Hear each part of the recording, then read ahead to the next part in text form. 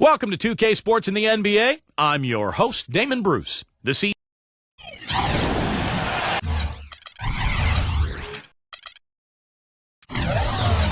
a place they call the American Airlines Arena in downtown Miami, Florida.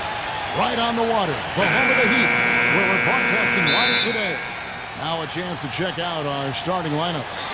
One of the preeminent players in professional basketball, Chris Paul. Well, you know, one of the toughest commodities to find in this league, Kevin, is a great point guard, not only on the floor, but off the floor. Chris Paul is a model leader. He's a guy who is probably as talented as any point guard in the league, but his leadership qualities, I think, put him over the top. You know, it isn't just the inspiration off the court or making big-time baskets. I mean, the way he passes is infectious to his team. I mean, it's contagious, and it usually ends up permeating the whole team. Same goes for his defense. I mean, he'll come up with that big steal and can completely change the momentum with the kind of plays he can make at both ends of the floor. For the Miami Heat, they come into tonight's game after the loss to the Hawks. And guys, the hometown fans not pleased with that dreadful performance. They saw their team get knocked out cold. Yeah, you want to talk about a team that just couldn't get into a rhythm offensively. That was a really ugly game for them. Yeah, you know what? I wonder about the game plan, but really, it was more about a lack of execution than anything else. So he gets them both. And it's the Heat with the ball. Home court didn't seem to help any last time they met. We'll see if it makes a difference this time. And in that first matchup, they got absolutely manhandled on the boards, guys. So they're going to have to do a much better job tonight in the paint if they're going to win this game. Pass to Caldwell Pope. 5 to shoot. Smooth as silk on the finger roll. Little touch of class there, guys. The end of that play with the finger roll. And Atlanta has possession. Back to what Steve just said, in terms of rebounding, they did not have a good time of it when they squared off previously. And once things started to go bad for them, guys, and they did go bad, I mean, they were that much less aggressive on the glass, and that's a no-win formula. Atlanta gets it back. Powell, that's good. Boy, he crashed the boards with purpose right there. Well-deserved second-chance points for him. Now it's sent it down to Doris Burke, who is able to catch up with Coach Doc Rivers. Kevin, their perimeter shooting game is what he thinks will make the difference in this one. He didn't want to take anything away from the defenders they're up against, but he did say he'd be surprised if his team doesn't shoot a high percentage from outside. We'll see, guys. Thanks a lot, Doris. I definitely can appreciate their approach with the three ball. Man, I don't know what happened right there. He just basically walked out of bounds. Leonard gets to Green. Pass to Soto. And there's the whistle. Fouled hard on the shot. He'll go to the line. The Heat have gone 2 for 2 in the game at the line. First free throw is good.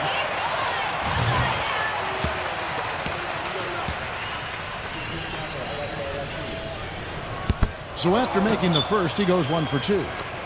Here's Atlanta now. They come in fresh off a win against the Heat. Tell you what, the way they shot the ball in that game, Kevin, it looked like a shoot-around out there. It sure did, and all the more impressive because they did it on the road. You're not supposed to be able to get that hot in an opponent's building. And Miami has possession after the miss from Mike. Here's Leonard, and he banks in the layup. Late reaction from the defense, and he's always going to make good on that. Paul gets a screen from Bogdanovich. That's good. Paul's got his first points of the game.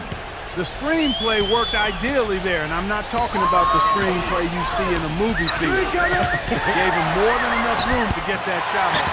Gets it to go. Manny's man straight into that screen to open the lane up for the hoop. The Hawks trail by 3. Gordon with the screen for Paul. And it's blocked by Caldwell Pope. But they get it back. Now the dish to Ivy. Here's Bogdanovich. Cans it from downtown. You know, he'll make you scratch your head and throw your hands up as a defender. I mean, you just don't know how to play him. Feeds to Leonard.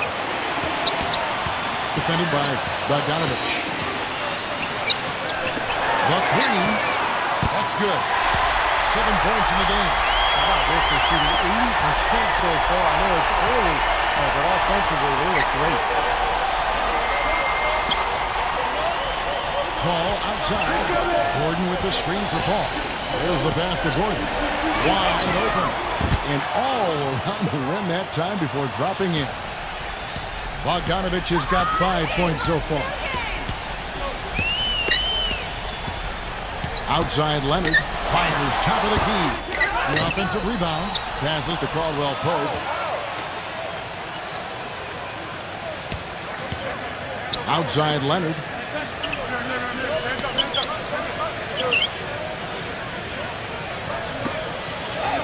Brunson defended by Paul. From deep. Leonard no luck. Poor shooting from him this quarter. His shooting percentage nowhere near where he'd like it to be. Moves back up. It's going to be 2 free throws. Drew contact on the shot. Way to play in attack mode and get inside. And, you know, if you're on defense and you're going to foul, make sure it's a good one. They did, preventing the and one. The Hawks shooting their 3rd and 4th free throw attempts of the game. And for the season, guys, they're about 73% from the line, so kind of a mediocre shooting club. And, Kevin, it's something they've been working very hard to correct and change. I mean, they know how important it is to fix that inability at the free throw line.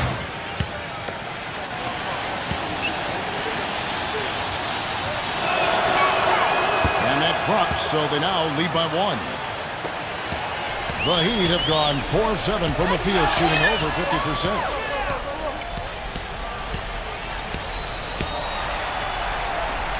Soto the pass to Leonard. And foul called as he misses. He'll go to the line and shoot 2. The three-point game, such a big part of the NBA. Let's see the best teams at it. The Heat in 5th. That's been an amazing season for them from behind the arc. They've got some great shooters on that team.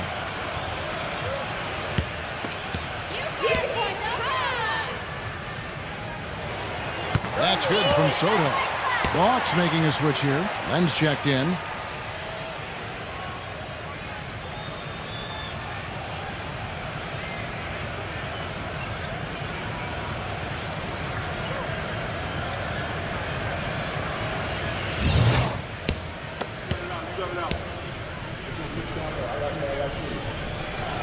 Both free throws good from Soto. Here's Ivy. Coming off a solid outing against Miami.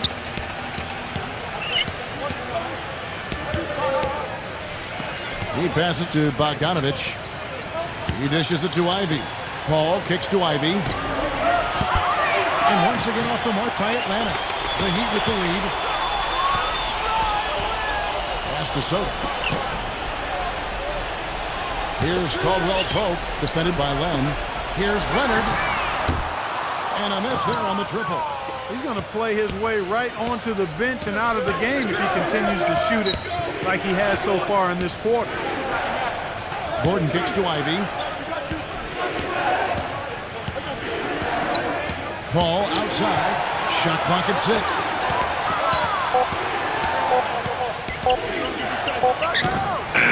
It's good. With time running down in the shot clock. Paul's got 6 points. And Miami calls their first timeout of the game. Well, he's got to get everybody on the same page. I mean, that's the reason for this timeout. And if that happens, I think they can improve and start playing better. You know, it's a coach's job to always try to be 2 or 3 steps ahead of the opponent and to look for that extra edge if you can. And I think he feels like he might have seen one.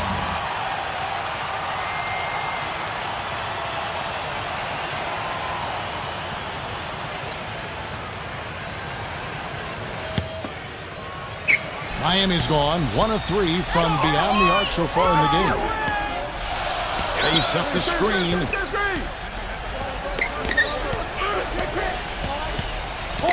Pass to Caldwell Pope. Pull from the top of the key. Rejected by Len. Paul outside. Here's Ivy.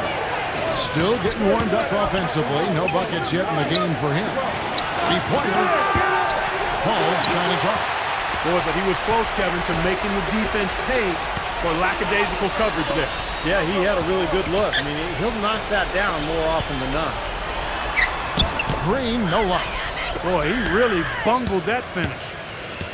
The feed to Gordon. He kicks to Ivy. Dishes at DePaul. The pass to Ivy. Now Gordon. The Hawks working the ball around. 6 on the shot clock. Lets it go with the 3. No good. Tell you what, if there's success on the boards in this first quarter is any indication, it's going to be a good day. And rebounds usually are a good indicator. Brunson defended by Paul. Here's Caldwell Pope. And the shot counts. He's fouled, and it's a chance for a three-point play. Terrific play right there. Great strength to finish through the hit.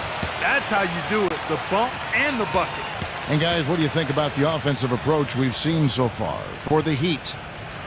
Guys, their penetration has been outstanding. I mean, it's actually been great. They're really finding those holes in the defense. And they're sharing the ball, too, which I love. They're piling up the assist. We're seeing great offensive movement. And the lead goes right back over. This is a seesaw affair. The game's there for the taking, but neither team seems to want it. Nunn, guarded by Porter.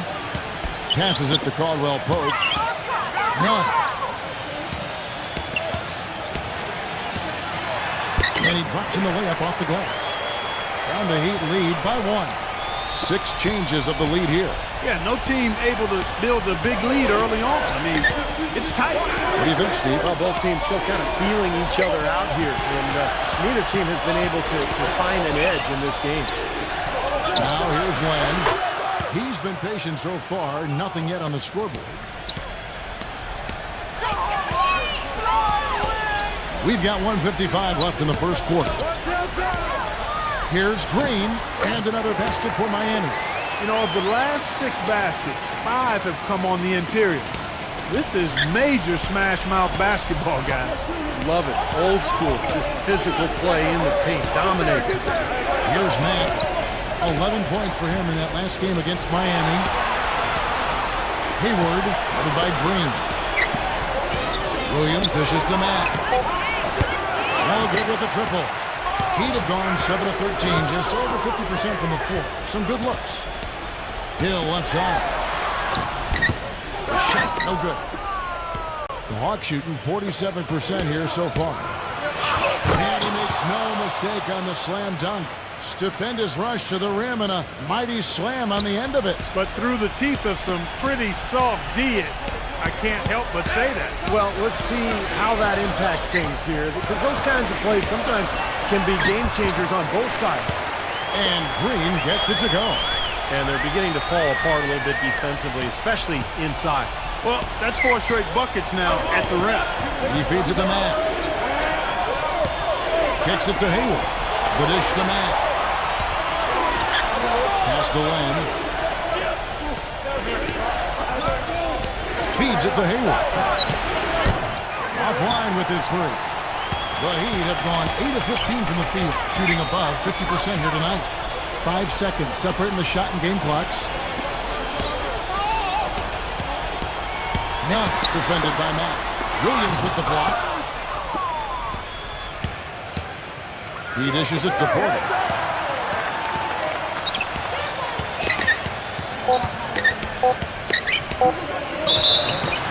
Foul call that time on the way up. That'll give him 2 chances at the free throw line here.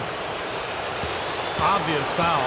Yeah, he took a hit right there and earned those free throws. First trip to the free throw line for him in this one. Free throw good. Porter. And the Hawks making a change here.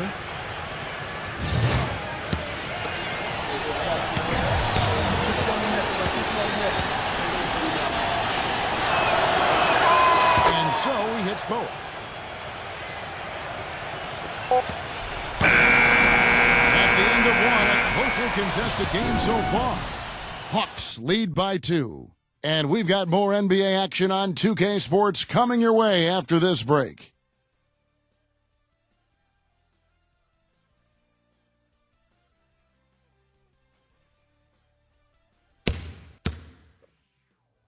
Coming up. Welcome back, folks. We have a close game here at the start of the second quarter of play. Well, from what you guys are seeing from the Hawks, what are you thinking about their performance? And this team has done a nice job on the glass. I think that's how they've built this lead. They've been very physical, really established a presence in the paint. Well, they've chased down those balls. As soon as they've hit the iron, they've been chasing them down. That's been a solid effort by them. On the court right now for the Hawks, we've got Williams, also Hayward out there, and it's Mack in at the 2. Hangs in the air, and 2 free throws coming up as he misses that one. Drawing the whistle and a lot of contact there. Well, he really makes things happen offensively for this club. And as a defender, when you go against him, you have to get help defensively. So it's important for your defense to really communicate with him out on the floor. And you know what? He's like a tank when he's coming down the lane. Lay into him as hard as you can. You're not going to be able to knock him off balance.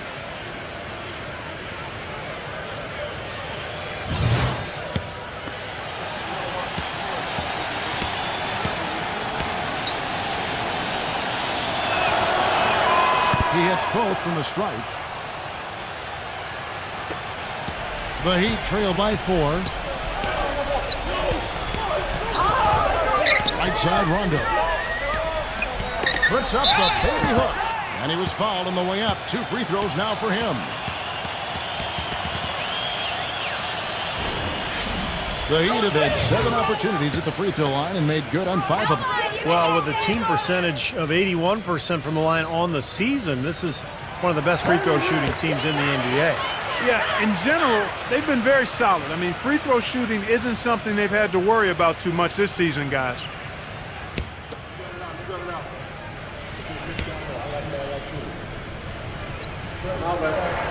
Both good from the line that time. Here's Mack. There's the feed to Hayward. Got it. Good job in the low post. Hayward's got his 2nd bucket of the night. Miami trailing. Just over a minute gone here in the 2nd quarter. Rondo kicks to Green. It's good, coming on the assist by Rajon Rondo. Green's got 7 points in the game. That was some skill there. Nice use of the bounce pass. Hayward off the pick from Mack. Hayward passes to Powell. The shot is off. And it's Miami's ball. Following this one, they get to host the Cavaliers. I'll tell you what, guys, I'm really looking forward to seeing how that Cleveland game turns out. Rondo dishes to Green. He passes to Ariza. 4 on the shot clock. The finger will finish at the bucket. And the Heat lead by 1. Mark and Steve, 8 lead changes now, and we're still just in the first half. You know, both teams showing a lot of resilience after coming back and coming back and forth, back and forth. Reminds me of a song. Yeah, I'm not sure I've seen a game with so many lead changes this early on. And stretching back to the break, here's how the Heat have performed. 1st in free throw percentage, 2nd in steals, and they're in the top 10 in fewest turnovers per game. And they really do emphasize taking care of the ball. And anytime you lead the league in free throw shooting, as you talked about, Clark, I mean, you can put a lot of pressure on the defense. And that's why this team has made a concerted effort to attack the rim and get to the line as often as possible. Timeout called, the Heat. And as we get a break here, important for the teams to go over their own strategy. And for the players, this is where you have a chance to get rehydrated with Gatorade. So put out your best effort as the game wears on, guys. You know, it's amazing when you're playing during a season, if you go through a stretch where you don't hydrate, it can have a major physical toll on you. Your body wears down quicker, you don't recover as fast, and that can really take its toll over the course of an 82-game season. Here's Soto, and there's another one for the Heat. Oh, wow, guys, doesn't look good. We've got an injury here. Yeah, he's not happy right now. You can see it's really hurting him. You sure can, Steve. I mean, it's difficult to say exactly how serious it is, but hopefully we'll have an update soon. Bogdanovich, he's checked in for Atlanta. And Miami also making a switch. Jeff Green, he's checked in for Trevor Ariza. And here in the 2nd quarter of action with a hair under 2.5 minutes played so far. And Bogdanovich kicks to Mack. Pass to Porter. To end the run. that one wide left. What was the defense doing there? I mean, he is not the guy to give an open look to, and yet they got away with it. Outside Rondo. The pass to Green. Outside Leonard. Defended by Bogdanovich. Leonard, no luck. And the fadeaway was about his only option there. Really good defensive position. Dishes to Hayward. Passes it to Bogdanovich. Atlanta again missing. Fast break. Here we go. Here's Rondo. Shakes off the strong D and gets to the bucket for two. And now a 5-point Heat lead. They need a good offensive possession. Yeah, they've had a number of empty ones, a long time without a basket. I got to find something. You're right. And now the first timeout called here for the Hawks. Well, they're getting way too many easy shots in the paint. So this timeout is specifically for that reason. You got to tighten up the defense and start to make it harder for that offensive team. I know it's easier said than done, but right now it just doesn't seem like the necessary effort is there.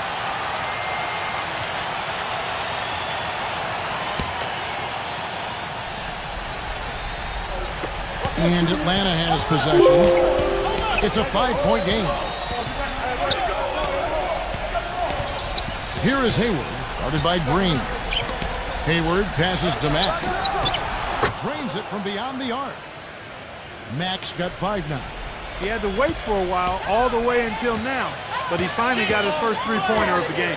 Moment here now for an injury report. Kev, I was able to speak with head athletic trainer for the Hawks about his status. Right now, he said it looks like a severely sprained ankle, something every player hates to hear. This injury could be a huge blow to a team with title hopes this season if he were to miss significant time. Kev, hoping for the best on the sideline here. Thank you, Doris. Boy, you always hate to see anyone ever deal with any sort of injury. Yeah, but it's part of the game, Kevin. Almost everybody goes through it eventually as a player, so you just have to deal with it the best you can. Unfortunately, it is that, Steve, and it's painful to watch your teammates out there because you're helpless in that situation. Lenz checked in for Williams.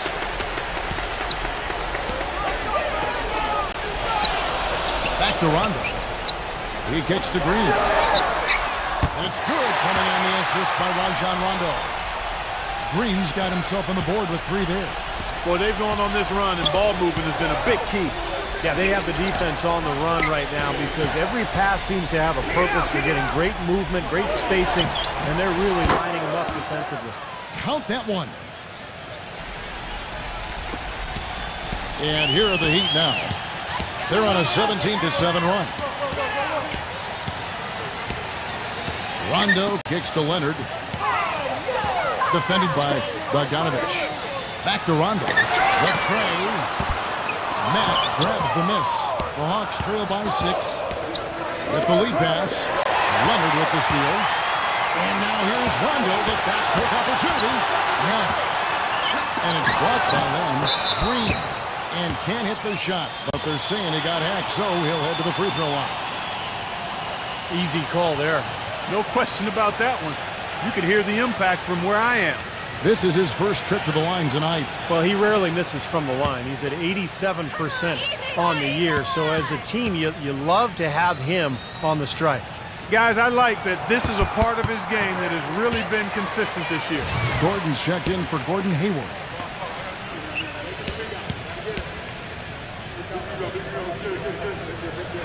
Both free throws good from Green. Shooting 100% in the quarter. They've made them all, taking full advantage at the line. Well, it's a nice job of really making the most of their opportunities. Now, here's Porter. He has 6. Gordon dishes the land. Defended by Soto. Rocket 6. Porter kicks to Mack. Another 3 for Atlanta. It was a slow start for him, but he started to take off since we hit the second quarter, guys. Not defended by Mack. With the putback. Controls the rebound and puts it back up and in. 7 points in the game. Smooth, guys. Very good job there of getting himself in close enough that he could just tip it back in. And, those kind of plays in the offensive glass can tell the story sometimes as much as any single play in a game. Yeah, they really can. I mean, they can't allow him to beat them to so many of those offensive rebounds. That'll kill you. Green with a screen for Leonard. Stolen by Gordon. Oh, here we go with Gordon. Nobody back. Boy, I love it. Active hands on the steal, active feet on the fast break. And Clark power on the dunk. And guys, this is just too close of a game to be giving the ball up like that and then failing to get back in transition. Leonard, the pass to Green. Lets it fly. And misses it off the right side of the rim. If he can improve on what's been a shaky day for him thus far, they could stretch this lead out. And it's blocked by Leonard. They kick it out to Green. Buries the long-range jumper. Green's got 8. A wide-open 3. They need much better communication defensively. Here's Mack. He's got 8. Porter kicks to Mack. And the bucket counts, and he's on his way to the free throw line. Try to make it a 3-point play. Heard the whistle and still kept his focus, able to knock that down. And that is not easy, Steve. I mean, to take the bump, to maintain control of your body, and put it in the hole, tremendous play. Here's what Atlanta's going with right now. Ivy's checked in, and it's Paul in for Porter.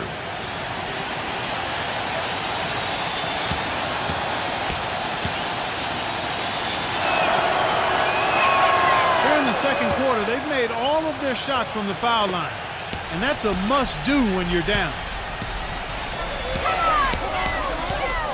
Brunson defended by Paul, and Hill backs him in. Kicks it out to Leonard. Good ball movement here by the Heat. He feeds it to Hill, and the Heat another 3. Looked like there was a little confusion there as to who was supposed to be guarding him. Here's Mack.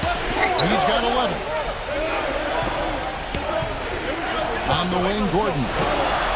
And that one's on target from the wing. Gordon's got 6 here in this quarter. Tell you what, since the end of the first quarter, he has really come alive. Pick up by Hill. Leonard on the wing. Lets the 3 fly. Atlanta with the rebound. They've got the Wizards ahead of them for the next game. It's in Washington. That is game 3 of this 4-game trip. Yeah, good call there. You could tell he was moving into the defender when he tried to set the screen. Yeah, lowered that shoulder, dipped right into him, too. I mean, he was going to be called on that foul either way. And the Hawks making a change here. Bogdanovich is checked in. None. And a kind roll that time off the rim as that one falls. 1:19 left to play here in the half. Here's Ivy. He hasn't scored yet. That I'm sure will change. Pass to Bogdanovich. Another 3 for Atlanta. Yeah, and he's a bomber. I mean, that's what I love about him. He's as good a three-point shooter as you'll see. And, of course, has the green light to let it fly anytime he wants. And he's a great three-point shooter, too, especially when he lets it go from one of those corners. He doesn't miss many of those. These defenders are putting up very little resistance to the three-point shot. And it's killing them. That's 4 of the last 5 baskets they've allowed have been three-pointers. Here's Ivy. Right now averaging 15 points a game. Paul dishes to Ivy. Now the pass to Bogdanovich. Down to 5 on the shot clock. From past the arc. No good from Ivy. He slipped into quite a funk here, Clark. I think that's a good word to describe it. I mean, the basket is looking awfully small to him at the moment. There's a 4-second difference from the shot clock to the game clock. Back to Green. Lays it up, and despite of the excellent defense at that, Green's got 5 points now this quarter. Paul passes to Ivy. Back to Paul. Gets the bucket. Boy, that was impressive, Clark. He did not hesitate to take the ball right up against the bigger defender. Boy, I like that aggressive mindset there, Steve. And so we wrap up the first half. It's the Heat. They lead by 6. Well, folks, stay tuned for the halftime show at Damon Bruce for all the highlights from our first half. Now, presented by Sprint. Welcome, everyone. A critical time in the NBA season right now. The Pelicans. The Sprint Halftime Report, presented by Sprint. Welcome back as we take a look at this soaring view of the downtown Miami skyline. You have to like what we're seeing from Matt. Yeah, he's been a revelation here tonight, Clark, scoring almost at will there in the half. Hard to imagine he'll keep it up for the next 2 quarters, but you never know. We've got Caldwell Pope. Kawhi Leonard is out there with Green, and it's Soto in at the 5 spot. That's the group in the game for the Heat. That is not enough coverage. Got to do better than that defensively. Basically no coverage. I mean, defense did not look very good there. The Hawks trail by 3. Come get it. Come get it. Here's Bogdanovich, and the whistle blows. It's going to be on Jeff Green. That is his first foul of the game. Line off a pick from Gordon.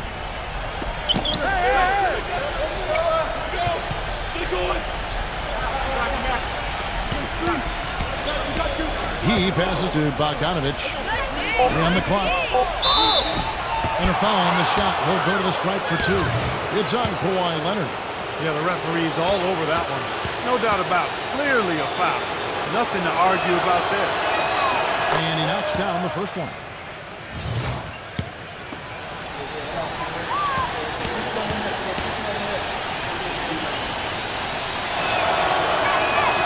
Both free throws good from Bogdanovich. Miami's gone downtown 13 times in this game, and they're just over 50%. 7 of 13 on threes. Leonard with the ball. Now defended by Ivy. And he should thank the defense for those 2 points, really. Nobody paid him any mind there. Atlanta calls timeout. Well, he looks like he wants to toy around with some of their sets and matchups here.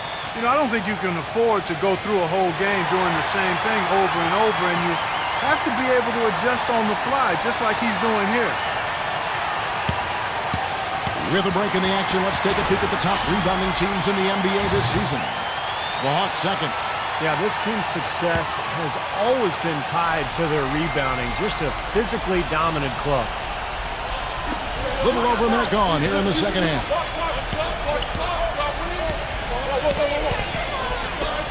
To tie. They get it back. Kicks it out to Gordon. The dish now to Ivy. Another shot. It's stolen by Green. Just over a minute and a half played here in the third. Soto the pass to Leonard. Outside, Green. Back to Leonard. Lets it go from deep. Gets it to go. And now a 6-point Heat lead. You know, even though he doesn't really have the long-range ability on a consistent level, he can knock down some open ones. Here's Ivy, defended by Caldwell Pope. Paul kicks to Ivy. Good, and Paul gets the assist. Ivy's got himself going with the triple, his first basket of the game. Timeout called, the Heat.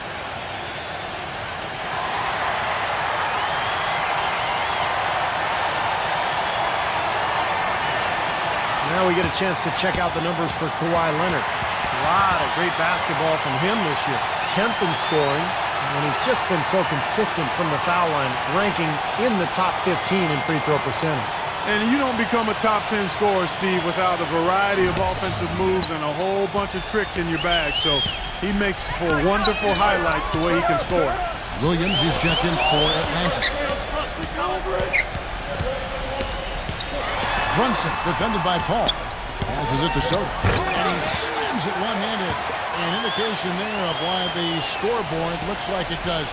Very passive defense. But the finish was anything but passive. He hammered that down, Clark. Superb above the rim action. Rejected by Caldwell Pope. And he gets it back. Ivy dishes to Paul. 6 to shoot. Pass to Bogdanovich. Near the three-point line, it's Gordon. And the Hawks getting another basket right there. And now we're 3 minutes into the third quarter of play. Get outside, get outside. Now here's Leonard. 12 points for him. Brunson, defended by Paul. Leonard off the pick from Soto. 5 on the clock. The feather touch on the finger roll. Beautiful. 14 points for Kawhi Leonard. Coming out strong here in the third quarter. That's 4 for 5 shooting for this team. Ball outside. Here's Williams. And count the basket. He was fouled, and he's going to the line for one more. That's some more rugged play from them inside. They have a decent edge in rebounds thus far. And that hard work on the boards needs to continue. That could be what swings this game eventually. Draymond Green, he's checked in for Miami. Reza comes in for Jeff Green. And that one falls for Williams. We've gone about 3.5 minutes into the third now. Leonard with the ball. 14 points for him. Brunson. No good off the front iron. Well, no excuses there. Got a really good look at the basket after being freed up by the pick. We say it all the time. The execution was excellent. The result not as good, but good ball movement anyway.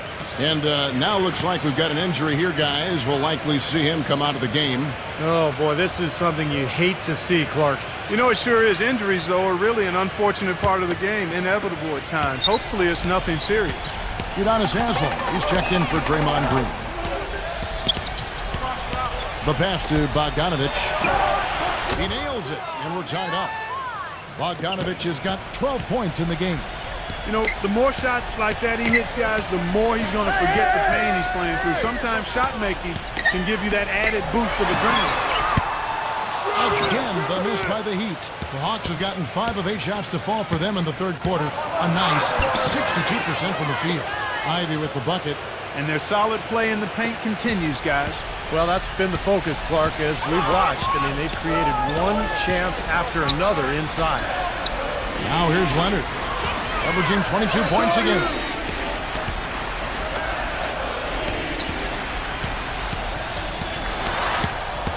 It's stolen. Ball outside. Kicks it to Ivy.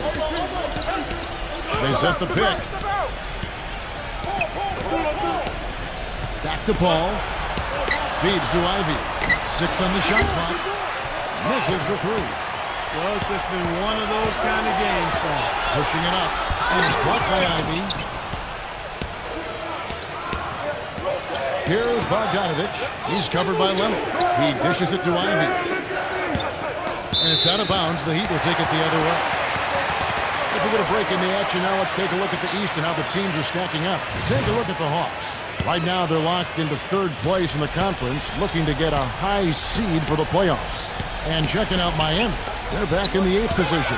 I think for the Hawks, they've been the story of the regular season in my mind, smashing expectations and really taking the league by storm. Yeah, they've been impressive, no doubt about it. Among the league's best as we approach the postseason. And guys, let's get your take on the scoring breakdown so far for the Hawks. Guys, the passing we've seen from them has been tremendous. Very unselfish. And how about the touch they've displayed from long range, guys? I mean, as a team, they are really shooting the ball well and executing from the perimeter. No good on the second free throw. Atlanta's gone 2 of 5 with the 3-point shot since coming out of the break. Bogdanovich passes to Gordon. Here's Bogdanovich. He's guarded by Haslem. The Hawks again can't hit. He's frigid from 3. I don't know what's worse, that he can't hit anything from out there or that he keeps on trying to. Green. It's good on the putback. Green's got 12 in the game. And at the offensive end, he's done about as much as they could have hoped for today. Here's Ivy. Rejected by Caldwell Pope.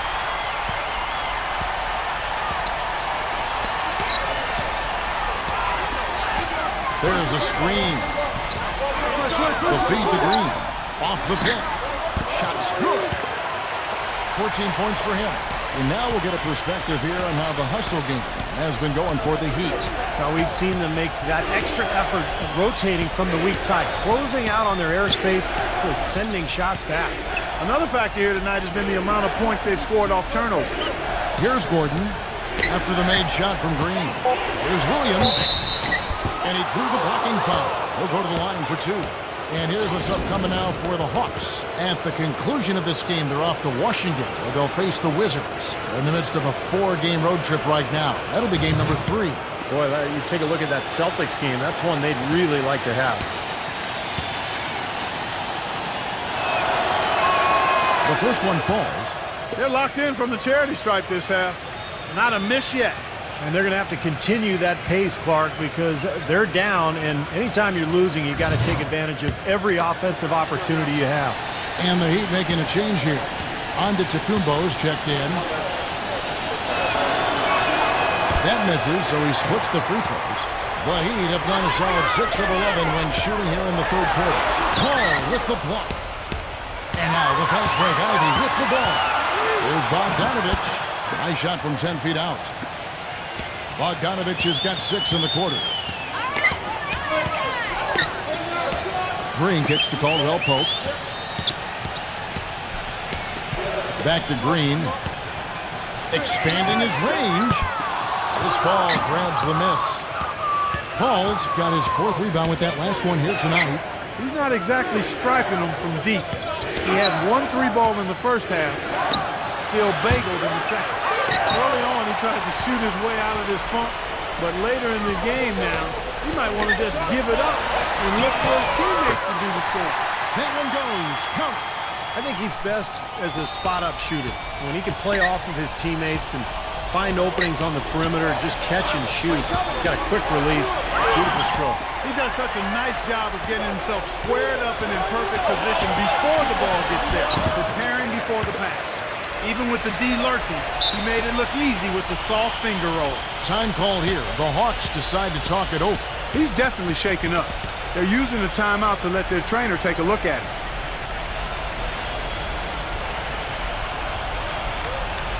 Kevin, let's look at where the Hawks stand in the NBA rankings right now. 2nd in rebound, 8th in assist, and they are in the top 10 in team points per game.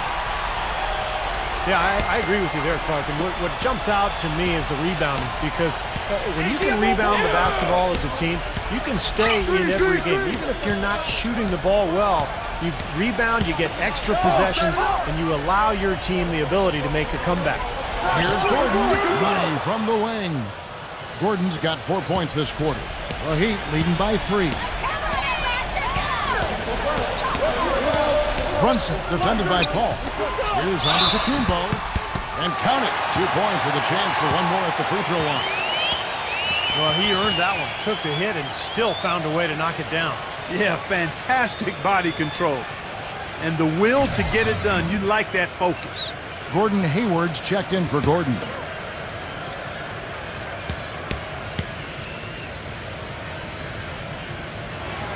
That's good from Antetokounmpo. Here is Hayward, averaging 9 points per contest. 1:22 left in the third. Ivy dishes it to Hayward. Nice ball movement here by Atlanta. Here's Ivy. He has 5. Fires from the line. It's going to be a 24-second shot clock violation. They turn it over. And a chance now to look at the small forwards who have been dominant this season offensively. In the third spot, Kawhi Leonard. You know, a lot of the NBA's most explosive players man that small forward position, and you're looking at a pretty good collection of them right there. Steve, I'd say more than pretty good. Those are the guys that give opposing defenses nightmares on a regular basis. Launches it. The Heat rebound. Back to Green. Brunson defended by Paul. Pass to Green. Right side, Green. Shoots a 3. It's rebounded by Bogdanovich. Bogdanovich has got his 3rd rebound tonight. 6-second difference between shot and game clock. On its way from Hayward for 2. And so it looks like the Hawks will retain possession here.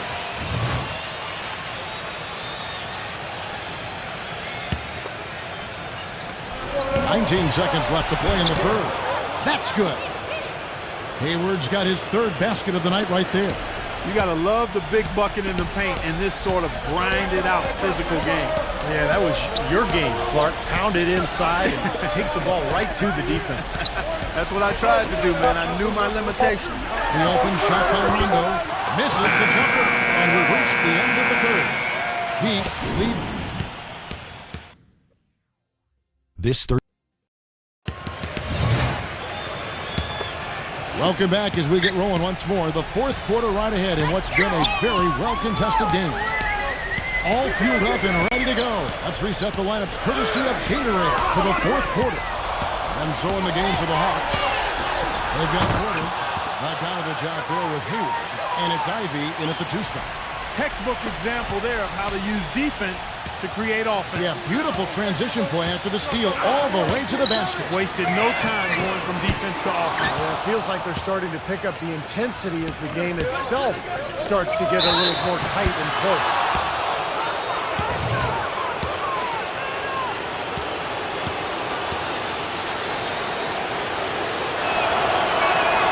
Makes it, and the next one could tie it up.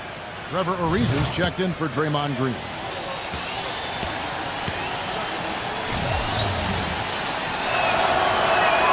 That one drops. He ties it up. The Heat shooting an efficient 53% from the field. Now Leonard. Leonard off the pick from Ariza.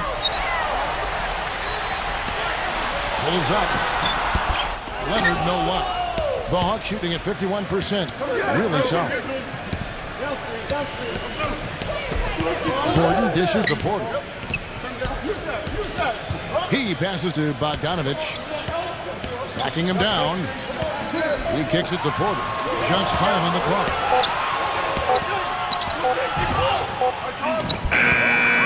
Back to Gordon.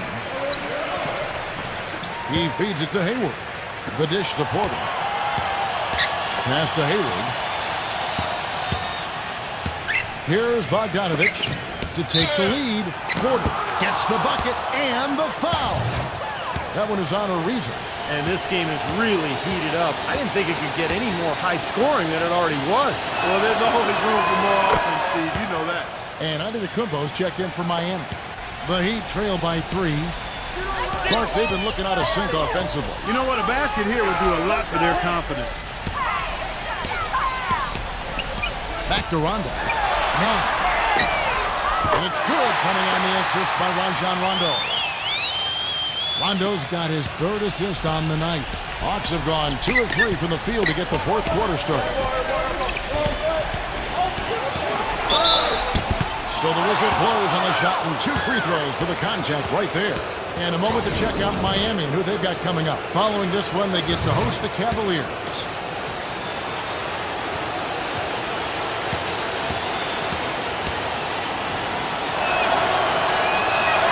And the first one at the line is good. The Hawks making a switch here. And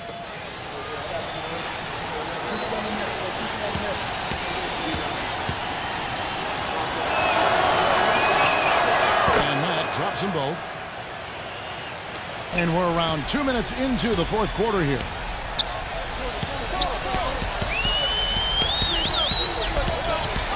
Outside Leonard. Defended by Bogdanovich. From the strike. No good on the shot. A bit long that time. Boy, you wonder what the score of this game would be if they weren't pulling down all these rebounds. Love what I'm seeing from them in the paint. Foul call. Looked like the D didn't get there in time, and he'll shoot free throws. Talk about being on his game. Look at the numbers for Porter. He's got 11 points, then his huge assist tally makes it all the more impressive.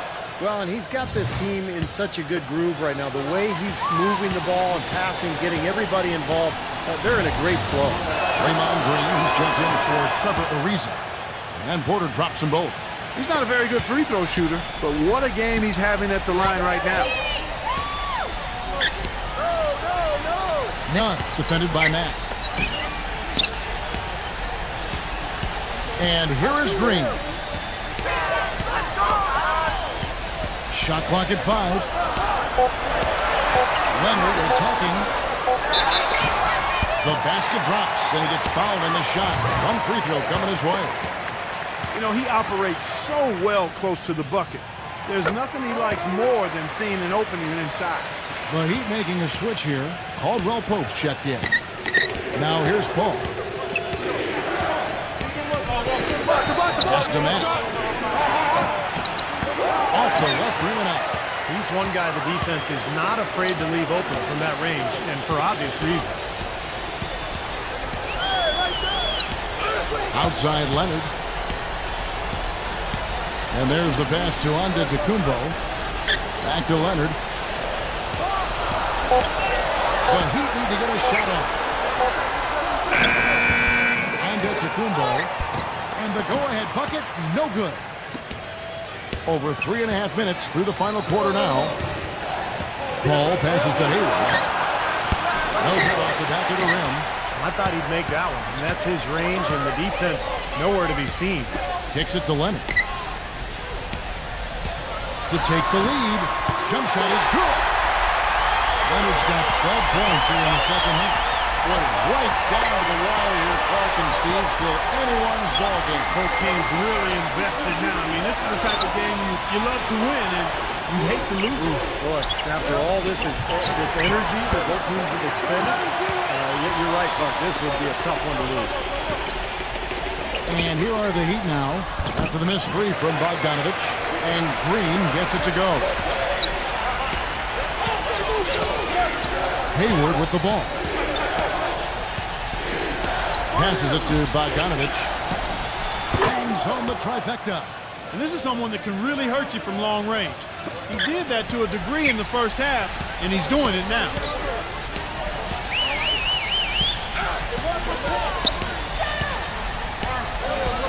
Brunson defended by Paul. Back to Leonard for three. Shot is off. So Atlanta will take it the other way. And Matt kicks to Hayward. He passes it to Bogdanovich. That three off the mark. Miami's gone 1 of 3 from outside the arc since we've reached the fourth quarter. Leonard, the open look. Offensive rebound. And so he draws the foul on the shot. A trip to the line to shoot two.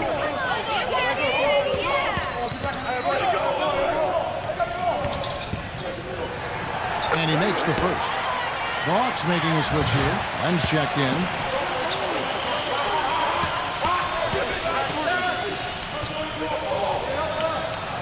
Both free throws good from Antetokounmpo.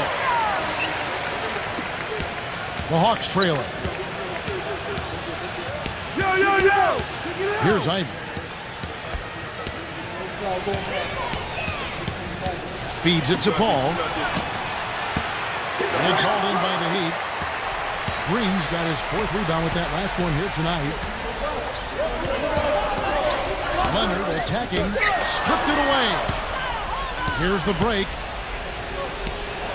Here's Bogdanovich. Can't get it to go. And the Heat going the other way now. He dishes it to Leonard. Steps back and fires. It's hauled in by Gordon. Hawks shooting just 30% from the field here in the 4th. Pass to Bogdanovich. Good, and Paul gets the assist. Bogdanovich has got 12 points in just the second half. Second three-pointer of the half, 4th overall. So he's having a nice game from outside. Leonard on the wing. From the arc. Gets it to go. Leonard's got 22. Right now, the defense needs to do a better job of closing out on this guy. He's heating up from outside. Paul passes to Bogdanovich. Ivy kicks to Gordon. And down that time. Beautiful shot. This is a tremendous solo run he's on. I mean, the kind we've seen him have so many times before. Here's Brunson. Some solid defense from Len. Well, those chances are almost always 2 points for him. I guess the defense did what it had to do to bother him. Ivy with the bucket. It's been the story of the game for him. Fortunately, his teammates have bailed him out. Miami's gotten off 4 3-pointers in the final quarter, and 2 of them have fallen. Back to Leonard, the 17-footer, and he drops that one in. Leonard's got 24. Atlanta calls timeout. You have to like what we're seeing so far from Kawhi Leonard. They don't seem to have any answers for him. They need to review their game plan and look for a way to cool him off. Doris Burke has an update for us. Doris? Guys, over that last break, I listened to Doc Rivers address his team. He told them the game is right there for the taking, fellas, but we've got to be first. First to loose balls, first to the rim. We have to give our all right here. Kevin, now's the time. Ivy dishes to Paul. Now the feed to Ivy. Shot clock at 6. Bogdanovich. No good on the triple. The Heat shooting 40% in the fourth. Outside, Green. Fires the 3. Rebound, Atlanta. Ivy's got his 5th rebound in this one. Paul with the ball. Now guarded by Caldwell Pope. Dishes it to Gordon. He kicks it to Ivy. It's the lead pass. And it's good. Walk through contact. It's the shot. He'll go to the free throw line. Having a little more difficulty getting the ball inside here. The defense has done a much better job collapsing on them when they throw it inside. Double teaming and being active with their feet and hands. Big play on the front end to finish, despite getting hacked, and big on the back end to knock down the free throw. Timeout called, the Heat. They're down by 3. And there's a minute 45 left in the fourth quarter of this one.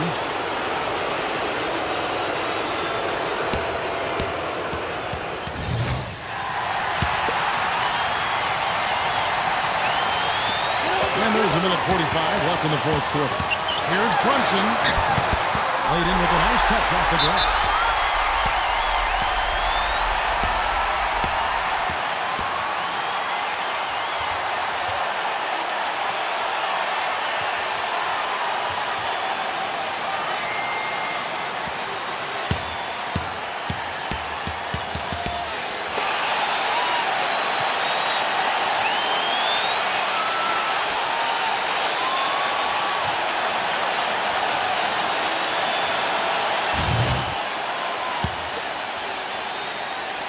Here's Paul, outside Gordon.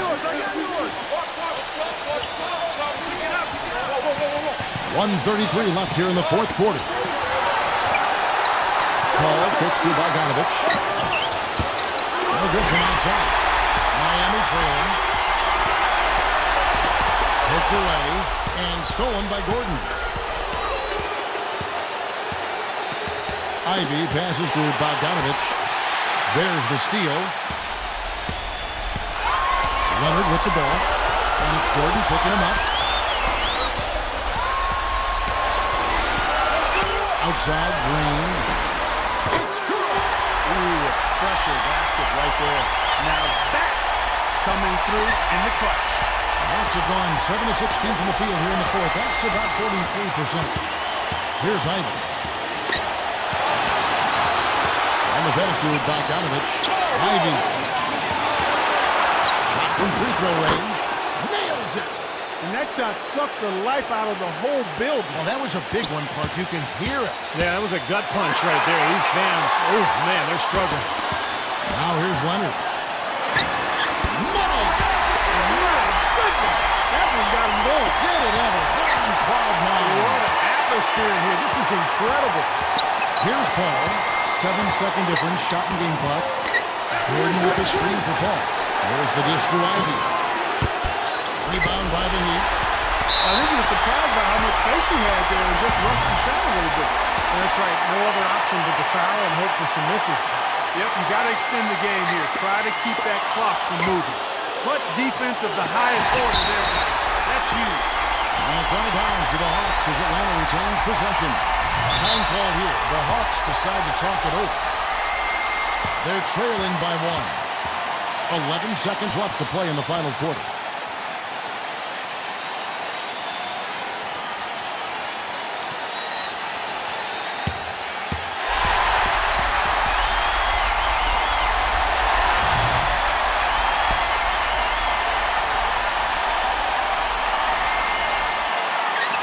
And Atlanta has possession. They trail by 1. Paul. And that's an intentional foul.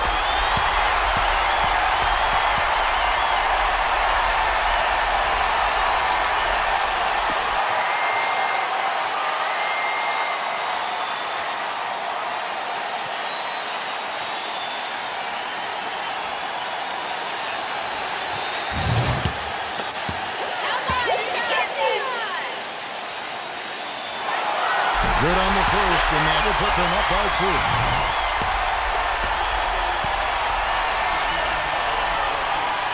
Second one is good. Getting both at the line, and it's a 3-point game. Perfect time to be perfect at the line. Now only a 3 can tie it. And so a big win by Miami in a tight game. Well, they don't get much more exciting than that, Clark. They sure don't. But when it was gut check time, this team kept their composure, kept their emotions in check, and got it done. Well, that'll do it. For Doris Burke, Steve Kerr, and Clark Kellogg, this is Kevin Harlan saying so long. We'll see you next time.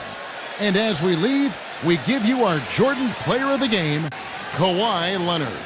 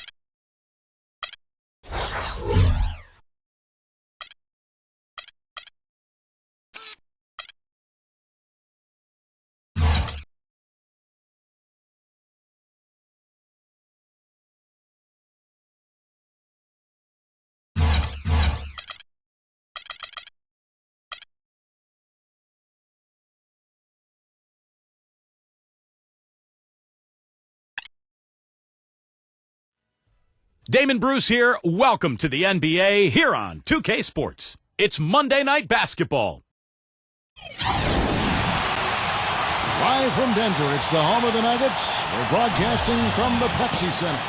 Sit back and enjoy this presentation of NBA basketball on 2K Sports fans. Hi, this is Kevin Harlan, alongside Steve Kerr, Clark Kellogg, and Doris Burke. And now we take a brief check at the matchups. Our starting 5 for both teams. And guys, taking a look at Kyrie Irving. What do you think we'll see from him today?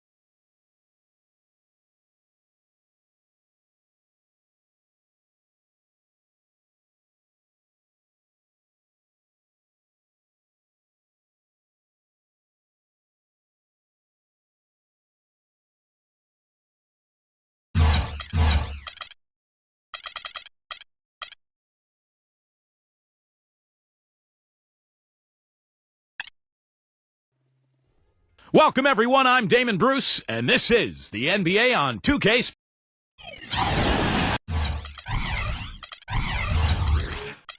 Raptors are out of Toronto and into an interconference game. Bringing you some fun on a Monday night. It's the NBA on 2K Sports. Kevin Harlan here along with Clark Kellogg and Steve Kerr. We've got a chance now for our starting lineups from point guard to center. This game should be a good one. And guys, what are we going to be looking for in this one from Butler? Yeah, he's a matchup nightmare defensively. Even the best offensive players in the league have a tough time scoring against him. And something else he does is he's great off the dribble. He can take it to the rack or pull up. So as a defender, you don't know how to play it. And look at the Nuggets. They are right in the mix with the rest of the playoff pack, but they can't put it in cruise control just yet. Looking at the Nuggets, they've just never really found their groove this season. I mean, not yet anyway. They're kind of stuck in the middle of the pack right now. Man, they don't have a lot of time left to find that groove, Clark. That's the problem. I mean, unless things really come together for them soon, I think they're going to stay in kind of that middle of the pack area the rest of the way. Butler off a pitch from Nurkic. Expanding his range. And it's Butler missing. Looking at Denver, they want to turn it around after the loss to the Grizzlies. Well, that was a game they expected to win. And maybe they came out a little flat because they didn't respect their opponent. Yeah, that could be. I don't think they took them lightly, though, Steve. I just don't think they played well. And sometimes we get those confused. They didn't play well enough to win. They always like to get that first lead of the game. Yeah, you know, Steve, a good way to set the tone early on there. The Nuggets shooting their first free throw of the night here. And just over a minute played here in the start of the game. Let's find out what Doris Burke has for us. A bit ago, Mike Malone and I were able to chat. One of the most important things he wants his team to do defensively in this game is to maintain pressure on them on the perimeter and not allow them to get into any rhythm or flow in their long-range shooting game. We'll see how disruptive they are, Kevin. Doris, thank you. Obviously, Clark, the three ball is a big concern for any defense. Well, yeah, it is, Kevin, but the upside is you're not getting broken down in the lane and you're not giving them free throws, but you still have to challenge those shots. Toronto with the ball, following the three-pointer by Kyrie Irving. And you can count it. He'll go to the line with a chance to make it three. He's one of the best in the league at that. Even with just a tiny sliver, he always seems to find a way to get it up and in.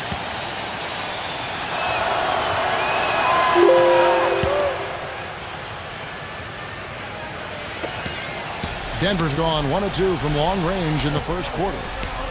Butler kicks to Hunter. And it's off from three-point range. The Raptors have gone 2 of 5 here, making 40% so far to start out the game.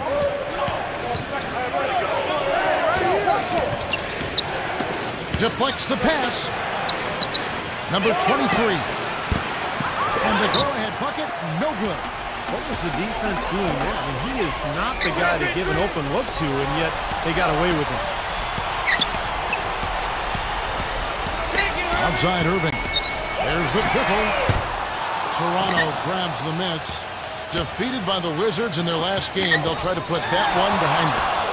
They had major problems at the charity stripe in that game. It was interesting. They just could not make free throws. Yeah, and that's frustrating to watch, especially on the road where your opportunities at the line tend to be a little more sparse than when you're at home.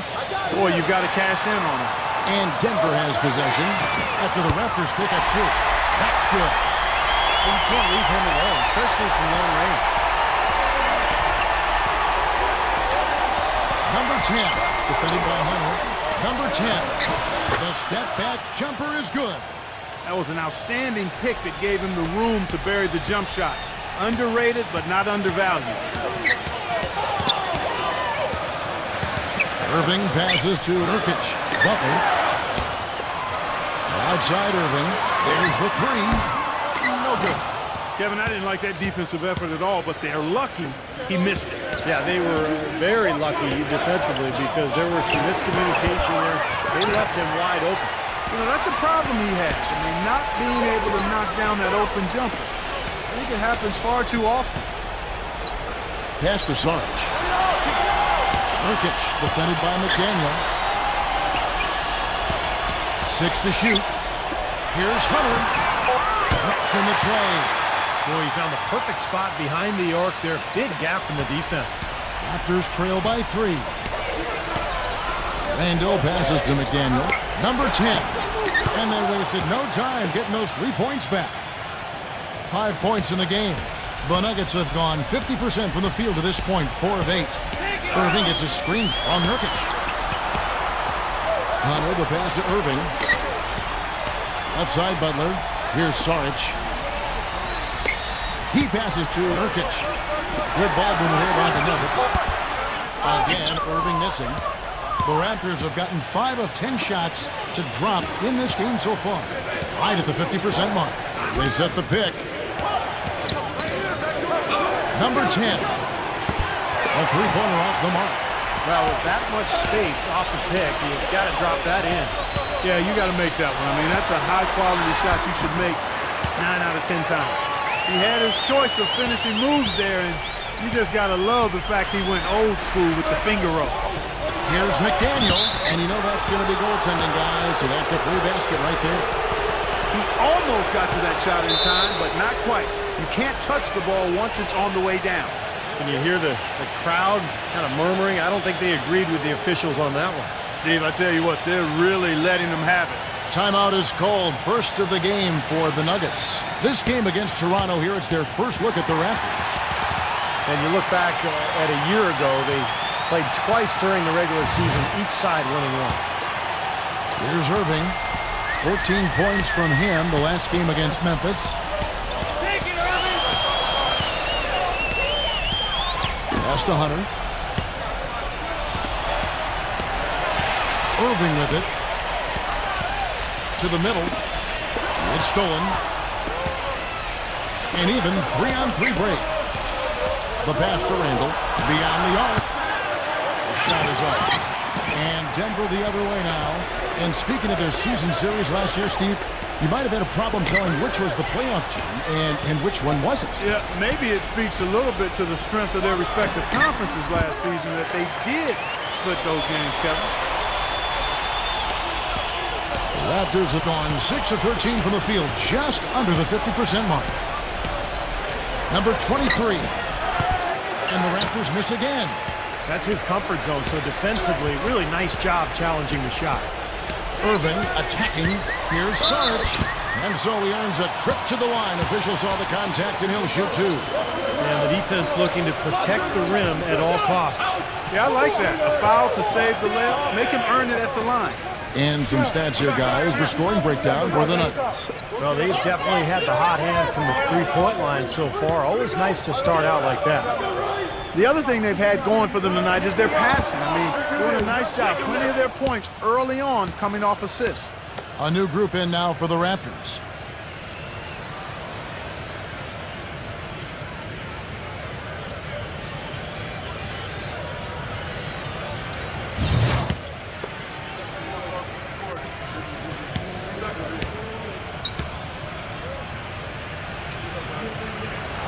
And he sinks the second. Raptors trail by 3. Iguodala outside. Passes it to Randall. Number 11, defended by Saric. Takes the 3. The shot's good from Randall. Yeah, off to a rough start. Just doesn't seem to have the rhythm with his shot. And here's Mills, averaging 8 points a game. And Nance kicks to Saric. And he can't answer back. The three-pointer offline. Toronto's gone 2 of 5 from three-point land here in the first quarter. Whoops, they pick off the pass. Iguodala with the block. Number 11. Some hang time on that rim puts a little whipped cream on that angel food cake there. It's a tight ball game, and those displays of strength, Clark, can get one team rolling. Agreed. Oh, boy. Whipped cream, cherry on top. It always comes back to dessert for Clark.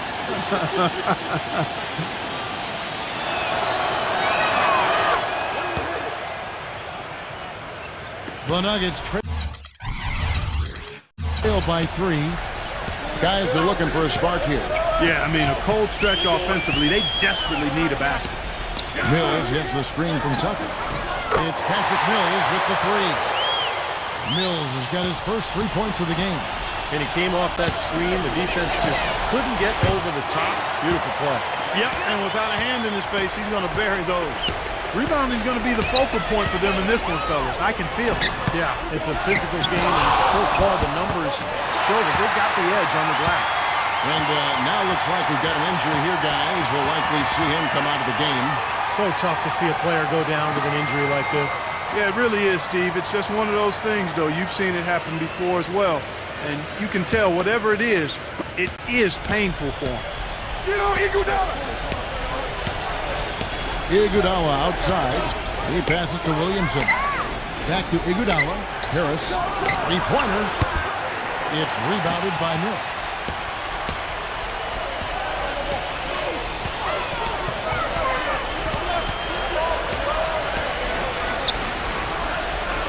On the wing, Johnson. Shot clock at 6.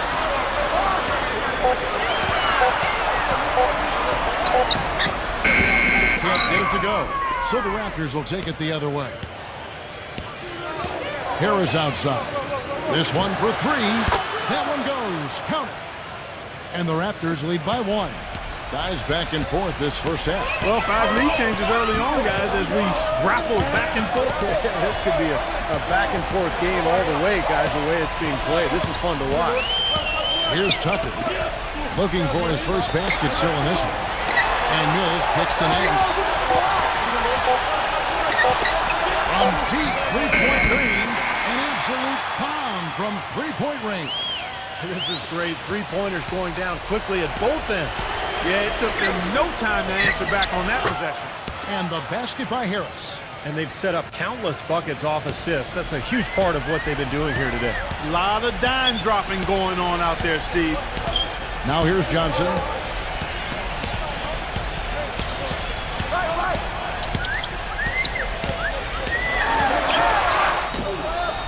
A steal. Iguodala's drive. Harris passes to Williamson. It's stolen by Nance.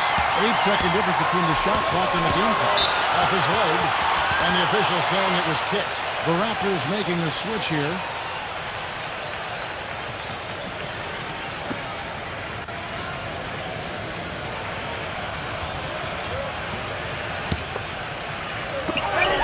They set the pick. The feed to Mills. Some nice ball movement by the Nuggets. And it's out of bounds. The Raptors will take it the other way. Boy, just a brain cramp, guys. I mean, that should have been the simplest of exchanges. And for the Raptors, they're shooting it well so far today, guys. They've connected on 48% of their shots. Now here is Harris, defended by Barton. The dish now to Murphy. Back to Harris from outside the arc. And the Raptors hit again from deep. Back and forth we go. That basket gives us just another lead change. And there have been too many of those to keep track of. What a contest. And at the end of one, both teams putting up some points. The Raptors out in front, up 3. And back in a moment as... Coming up. Welcome back, folks. We have a close game here at the start of the second quarter of play. What do you guys think about the Raptors here in this one? Yeah, this team is on the same page, no question. They're right where they need to be offensively. And they're hitting their scores with on-time and on-target passes, too. That's fun to watch. All fueled up and ready to go. Let's reset the lineups courtesy of Gatorade as the second quarter gets going. So for Toronto right now, he's so reliable. You know, his offense seems to be consistently there for this team.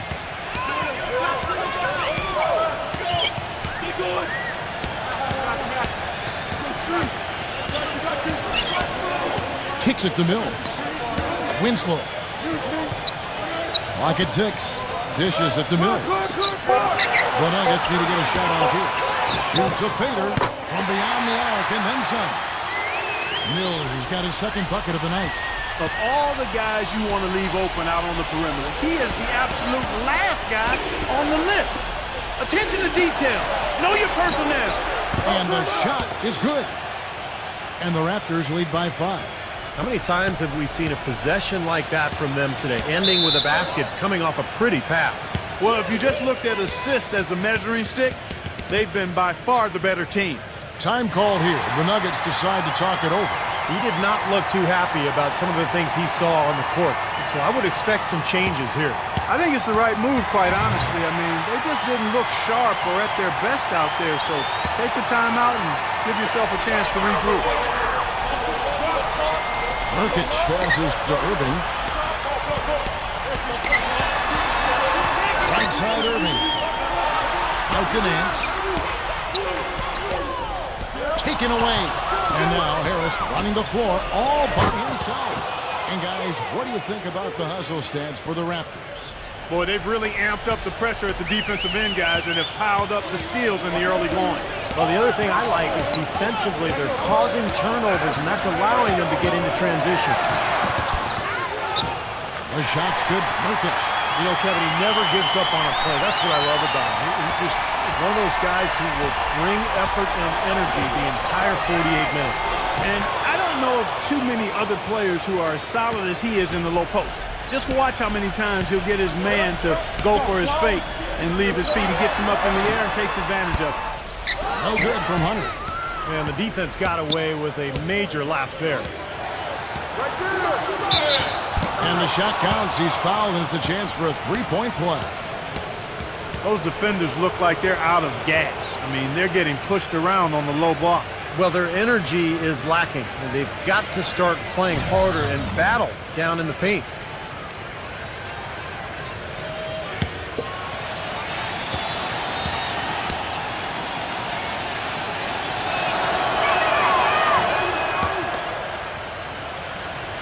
Quarter 2 and just under 2.5 minutes gone by.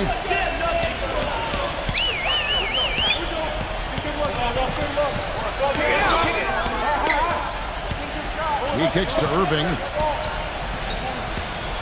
with the lead pass. So he gets the whistle. Contact on the way up and 2 shots coming up. And no question, he got bumped on that shot. Definitely no room for discussion on that one. The Nuggets shooting their 4th and 5th attempts at the free throw line tonight.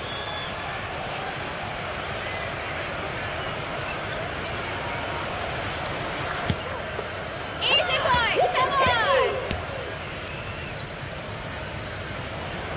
That free throw missing. The Raptors making a switch here.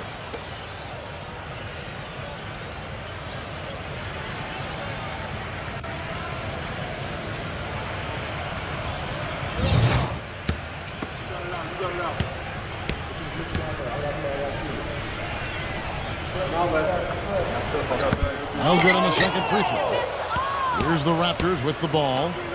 They've outscored them 10 points to 2 during this run. He feeds it to Harris. Pass to Randall. Back to Harris. Fires the 3. Hits the bucket. Harris has got 13 points. And this is tough to stop if you're the defense. I mean, they've been absolutely on fire from behind that three-point line, and the way they space the floor, it's hard to get to those shooters. Outside Irving. Now the pass to Nurkic. Outside Butler. 6 on the shot clock. Nurkic. And he makes no mistake on the slam dunk. They'd love to get more of those, the easiest 2 points possible. And on a fierce finish. Yeah, and that's exactly how they're going to cut into the lead, Kevin. Yeah, that's why they've got to tighten up their D. And I'd be surprised if the defense allows any more free runs to the hoop like that. They set the screen. On its way from Irving for 2. And Denver again with the bucket. That's just a case of 2 teammates working perfectly together. One setting the screen and the other using it to get that separation. And the basket by Harris. Wow, 4 here in the first half. They're going to need to do something different on defense to trap this guy and lock him up.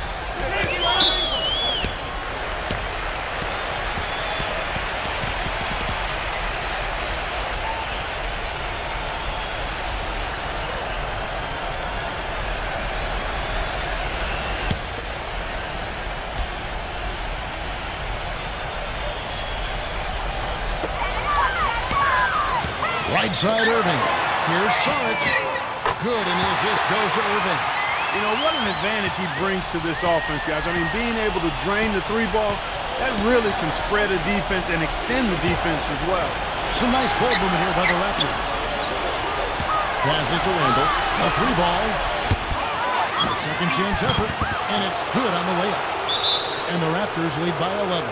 You know, they're not totally dominating the glass, but they're definitely doing enough to keep this lead right where it is.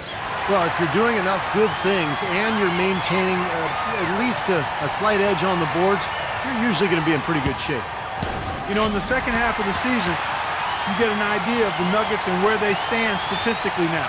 Second in blocks, second in three-point field goal percentage. And they also show up as a team in the top 5 in scoring. Boy, this team is balanced and versatile offensively. And Clark, let's talk about those blocks, because you know what that does? When you're a guard and you've got great shot blockers behind you, it allows you to play with more aggressiveness on the perimeter, and that can really disrupt an offense. Pass to Hunter. And 2 free throws coming up as he misses that one. Drawing the whistle and a lot of contact there. Well, at least the defender got his money's worth on that one. Yep, that was an easy whistle for the official. The Nuggets have come up with 3 misses and 5 attempts so far at the line. And as a team, they're shooting about 75% on the year. You know, the numbers from the line, guys, are close to where they were last year. But just a tad worse, so not too bad.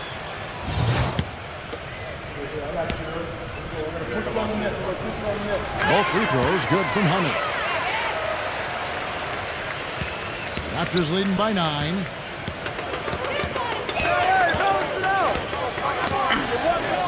Number 23 leads him in there. Number 17. Excellent D there for Nurkic. You see the defenders get out of his way a lot of times when he's on his way to the bucket, but not that time. The shot's good from Hunter. He's got 11. Well, he's been a real positive factor for them today, although, you know, as a team, they've had a lot of negatives mixed in there as well. So, timeout called here, the first for Toronto.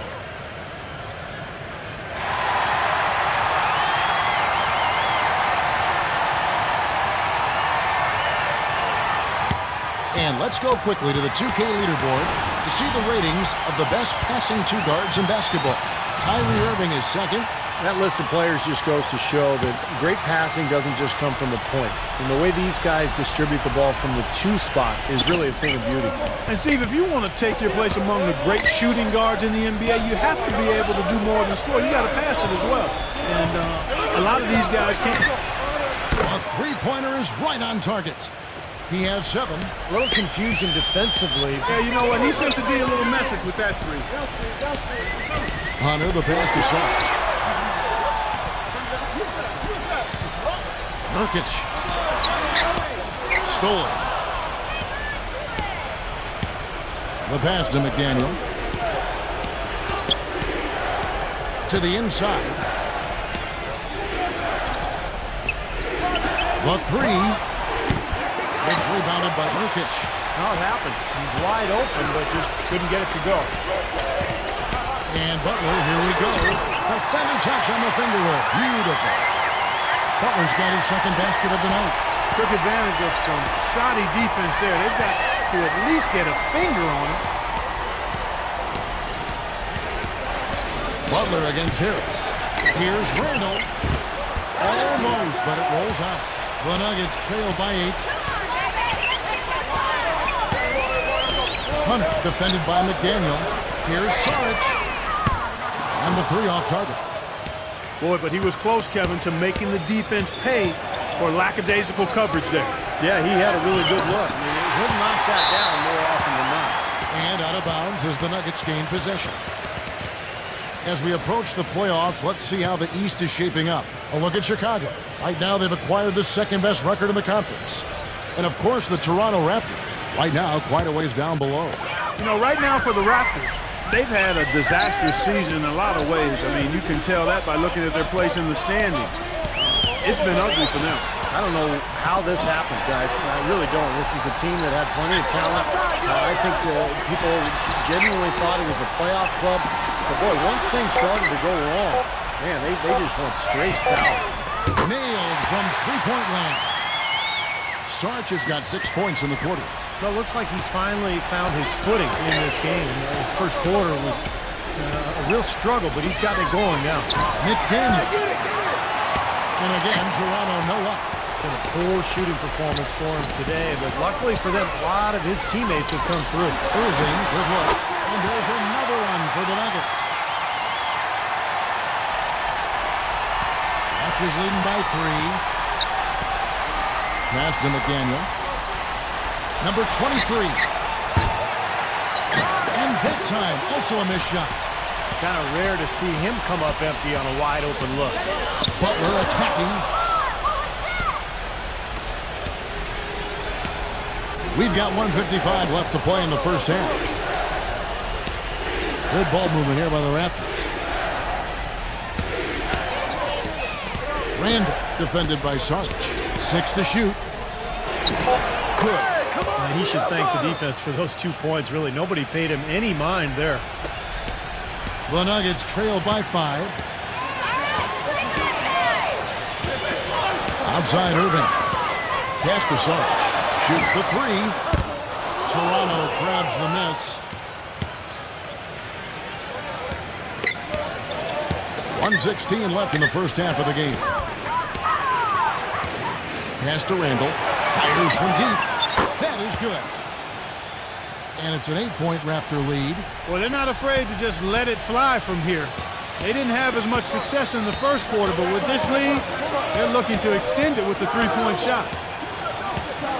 Butler off a pitch from Sarge. And again, Denver no good.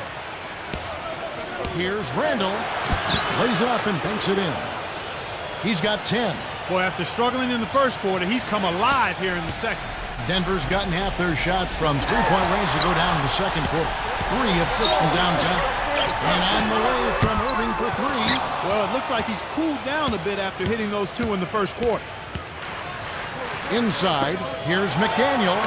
Smooth as silk on the finger roll. And the Raptors lead by 12. They have repeatedly probed inside in the first half, guys, and it's paid dividends. Yeah, it sure has, Clark. I mean, with as many points as they've gotten in the paint, they really haven't had to do much on the perimeter. And the pass to Sarge. Looking to end the run. It's hauled in by Harris. Passes it to Randall. Fires for 3. He got it up that time, but it wouldn't fall for him. And the first half is now in the books.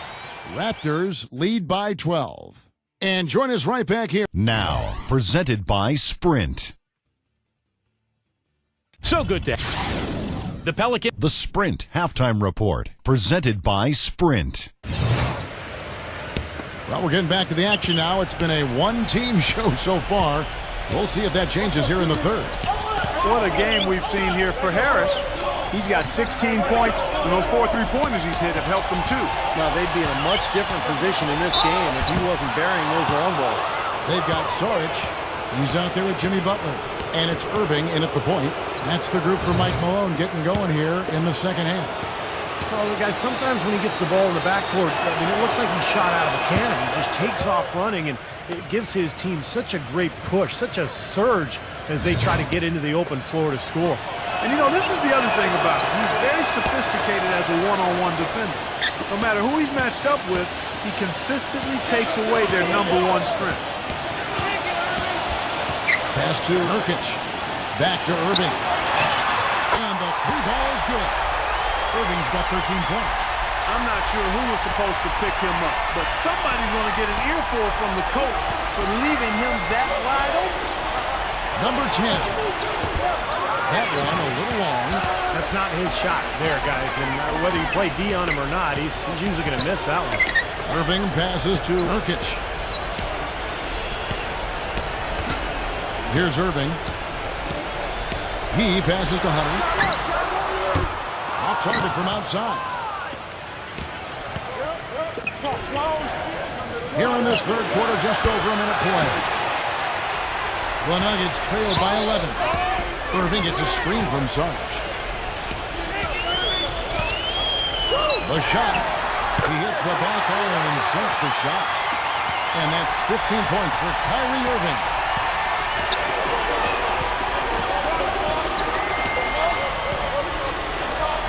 there's the pass to Randall. Makes the lead pass. And there's the call by the official. They'll count the basket here following the goaltending call. He thought he had that one clean, but the ref saw it differently. They'll count the basket. That whistle got a big response from this crowd, and it is not a favorable one, let's say. I'll tell you what, the fans can't believe that they made that call. Time called here. The Nuggets decide to talk it over.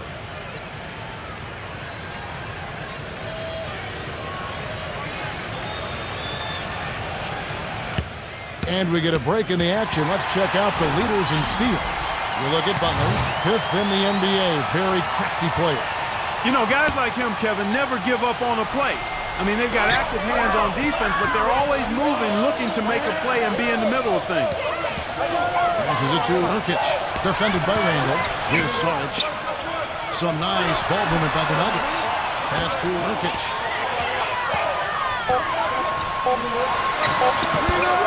It's rebounded by Randall. That's something they need to do more of. Get after it on the glass. Go get those balls. Any extra possessions that you can get, either through steals or rebounds, are so critical in this game.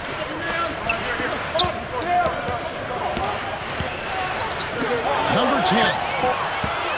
Off target from three-point range. And they've been off target now on 3 of the first 4 shots they've taken in this second half.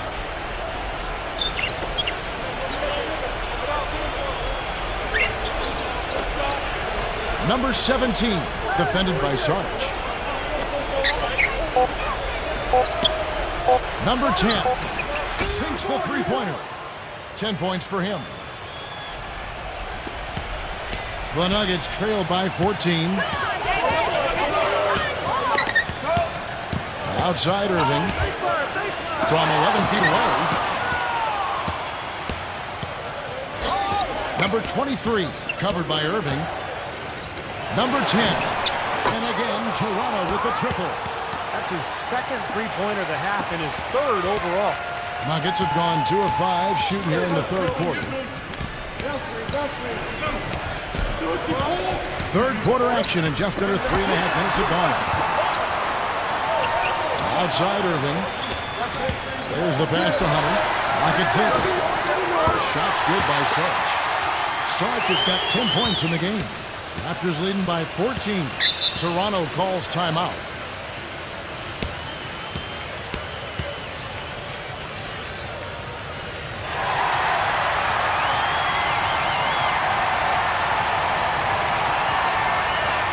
Stretching back to the break, here's how the Raptors have performed. 13th in fewest turnovers per game, 16th in blocks.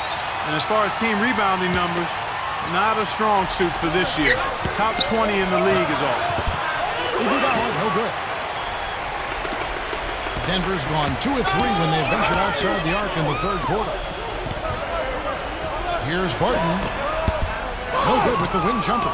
You know, he's so confident, sometimes to a fault, and that showed right there. That's a bad shot.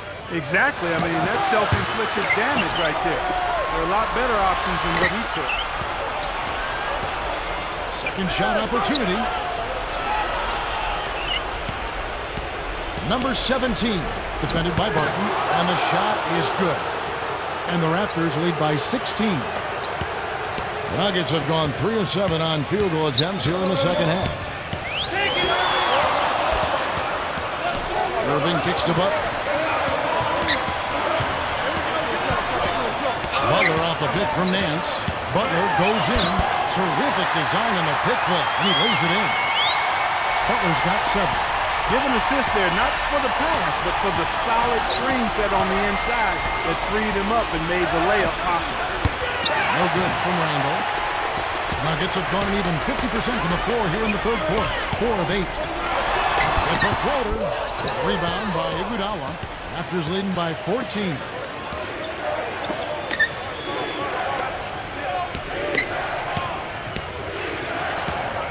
There's a good screen. Number 10. Misses off the left iron. The Nuggets shooting well. 50% from the floor. Outside Irving. Barton got the loose ball, but that will be a backcourt violation. As we approach the playoffs, let's now take a look at what is shaping up in the West. Look at the Suns. What a run they've had this year. In first place and charging seemingly at will toward the postseason. These guys have been outstanding. And, of course, there's the Nuggets. Not in the same realm right now in terms of their record. When I look at Denver, they just haven't shown the kind of toughness and resilience I expected to see from them this year. Whenever they face some adversity, they haven't been able to fight through it. Which is really the difference between good teams and great teams, Clark. There's always going to be adversity for everybody. It's how you fight through it that really defines who you are as a team. The Nuggets with another miss. Such a solid performance for them inside. Their rebounding has been terrific. Yeah, that's just one of the few things that have gone their way today.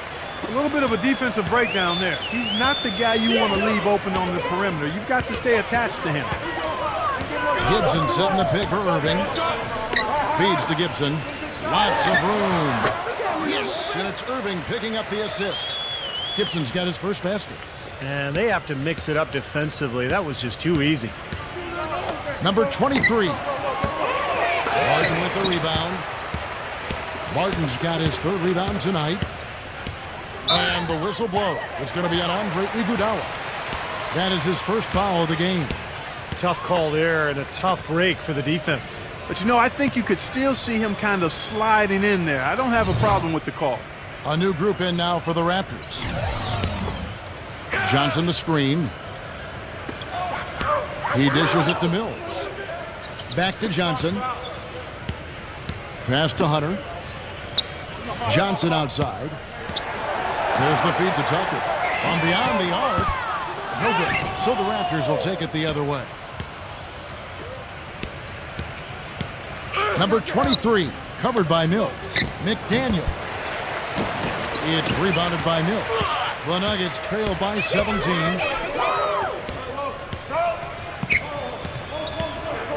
There's the dish to Johnson.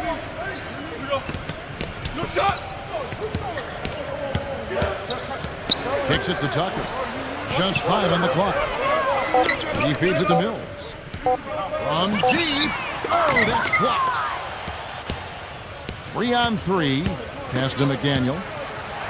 It's picked off. By himself. Tore it down that time. You know, sort of surprising he goes for a slam that difficult while they're trailing. Yeah, but still, you know what? Magnificent move to the rim. Okay, guys, look, I don't know what the score is. That's the play we're all going to remember from this game. And a moment here to take a look at the scoring breakdown for the Raptors. These long-range shots look like layups out there, guys. Another thing they've done tonight well is share the ball. So many of their points have come off of good, crisp passes.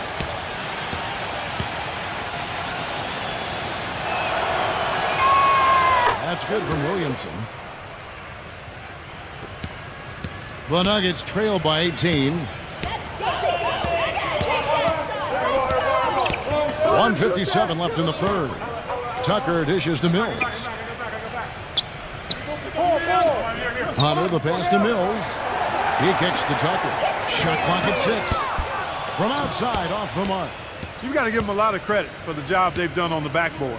Well, they've done a lot of things right, but I agree with you, Clark. Their rebounding is right there at the top of the list. In this quarter, he's really been off the mark. He just looks a little bit unsettled. Back to Johnson for 3. Cannot hit. Raptors leading by 18. 1:15 left to play in the third. Shakes him. Takes a big height bouncing, goes in. He's got 5. You know, they'll want to generate more of those shots in tight, guys. Clark, they've been looking out of sync offensively. You know what? A basket here would do a lot for their confidence. All game long, guys, he's been getting it done. Really doing a nice job rebounding. Yeah, I couldn't agree with you more. I mean, they've had a major advantage on the glass, dominating that stat. They're not going to run that play very often. But, hey, they'll take it. Way to notch that 3. There's 39 seconds left here in the third quarter. Tucker can't get it to go. Toronto's gone to the three-point shot 8 times already in the second half and hit 4 of them. Got that one up quick. They're playing with a purpose, guys. The big lead becoming bigger. I like the look in their eyes. And it's on both ends that they've been controlling the action. And Nance kicks it to Tucker. The pass to Hunter. Dishes it to Mills. The top of the key jumper is on the mark. Mills has got 8. To the paint. Here's McDaniel. And he goes strong with the one-handed jam. Absolutely, Clark. No one in his airspace on that dunk. Yeah, but come on, Kevin. The defense can't let that happen. It's fun to watch that guy fly. It's just a gift, 2 points they gave up. That's awful. And as we... This Friday night, March 10th. And we're rolling here again with the fourth quarter. Might not come down to the wire, but you never know. The Nuggets shooting in this game, 45%. On the court for Toronto to start the fourth. Mills gets the screen from Tucker. Now here's Johnson. Defense right on him. Feeds it to Tucker. Trying his luck deep. Count that one. Tucker's got the first basket as we get going in the fourth for the Nuggets. Raptors leading by 22. Now here's Iguodala. Number 11, defended by Gibson. Clock at 6. Back to Iguodala. Let's go. It's hauled in by the Nuggets. Gibson's got his 3rd rebound on the night. They'll be playing host to Chicago for their next game. That game will conclude a 3-game homestand. Lets it go from the wing. Shot's good by Mills. We're just over a minute into this final quarter of play. Here's Murphy. And there's the whistle. Fouled hard on the shot. He'll go to the line. Here's a look at what's coming up for the Nuggets. They'll be playing host to Chicago for their next game. That'll be the last of 3 straight at home for the team. You know, I'll be anxious to see what ends up happening with that Spurs game. It should be a good one.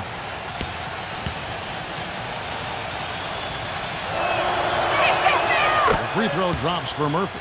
They got to keep fighting their way to the line, guys. This half, it's been nothing but success for them there. And their confidence has to just continue to go up the longer their perfection continues.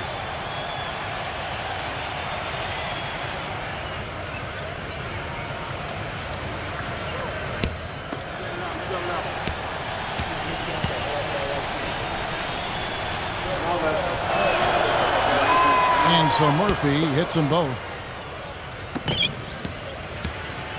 Now, here is Irvin. Passes it to Hunter. Butler on the way. Winslow. Here's the 3. It's rebounded by McDaniel. Puts the lead pass in front of him. Down low, number 10. And he banks in the layup. Nice, accurate pass right into the middle. Nuggets have gone 2 of 3 from the field to get the fourth quarter started. Now Gibson. Pass to Hunter. Winslow. Good ball movement here by the Nuggets. And in the paint, they have really shown some strength. Their work on the boards has been phenomenal. Yeah, I'd certainly call it a mismatch, Steve, at least for today. Number 23. Can't get it to go. Some solid defense from Butler. Pass to Irving. Fourth quarter of play. We're about 2.5 minutes through it right now. The kick outside to Butler. Murphy with the steal. Number 10, defended by Hunter. Number 17, and he uses the glass on the layup. Denver's gone 1 of 2 from three-point range here in the fourth. Butler kicks to Irving.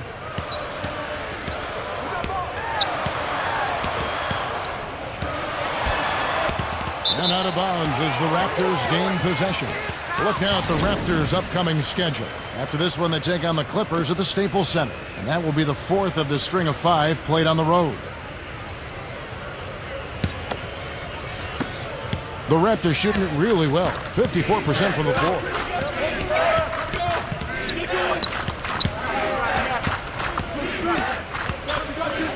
Number 10, defended by Hunter.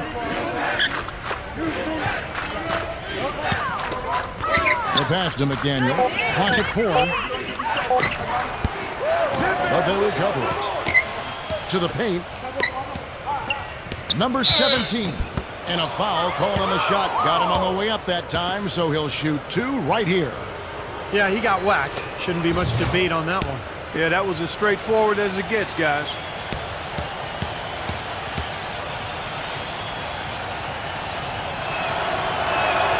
And the first one drops. And the Raptors making a change here.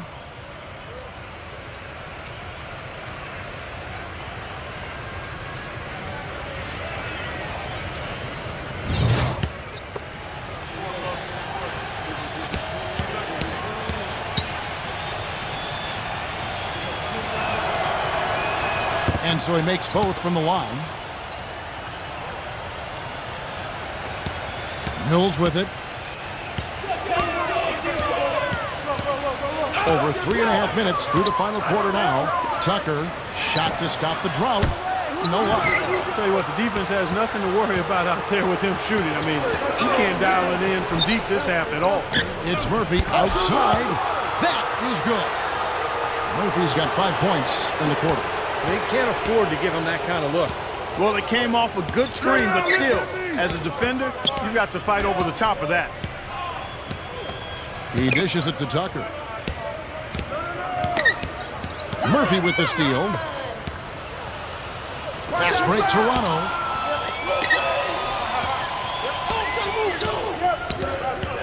The feed to Harris. There's the dish to Murphy. 5 to shoot.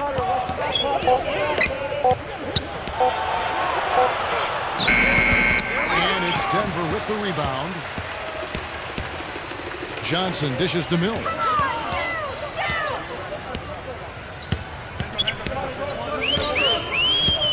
Winslow.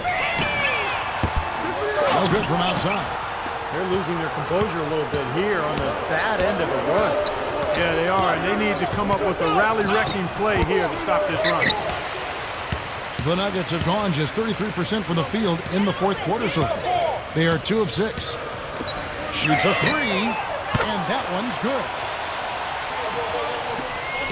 The Raptors have gone 3 of 8 here in the fourth quarter. Harris outside. Harris gets the screen from Murphy. Back to Harris. Launches it. A rebound by Johnson. That's good. Really not hard to see why they're giving up points on this run. I mean, they've just given them too many looks inside. Yeah, I mean, they're just getting pounded in there. The defense not offering much resistance. They've got to force the ball back out to the perimeter.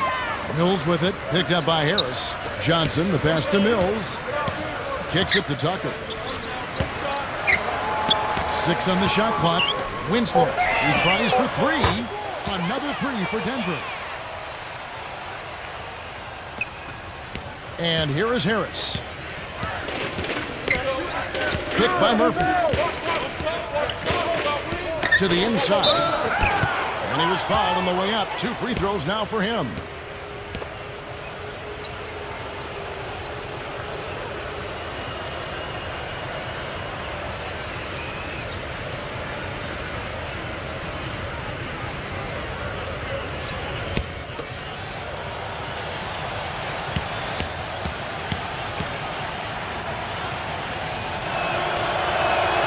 And he makes the first. The Raptors making a switch here.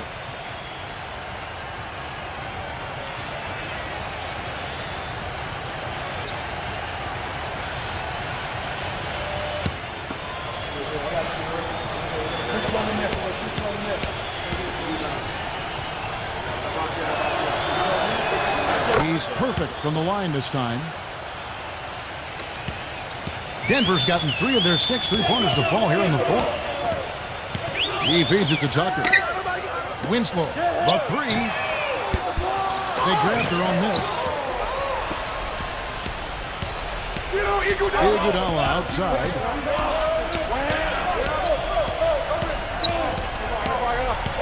Harris setting the pick for Iguodala. Steps back and drains the jump shot.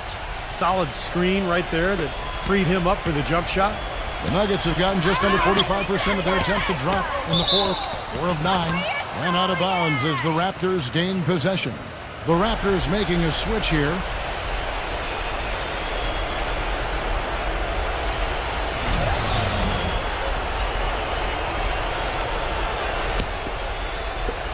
And it's the Raptors ball. They're on a 17-6 run.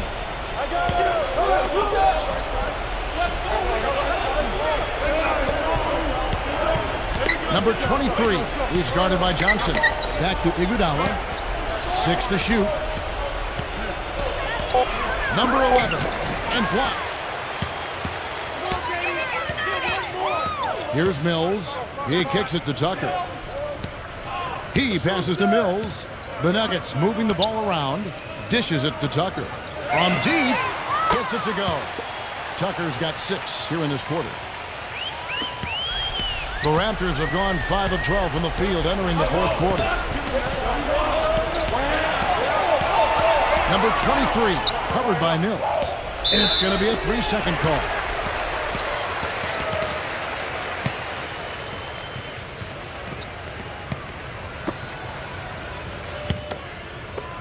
Denver's gotten 8 shots off from three-point land and hit half of them.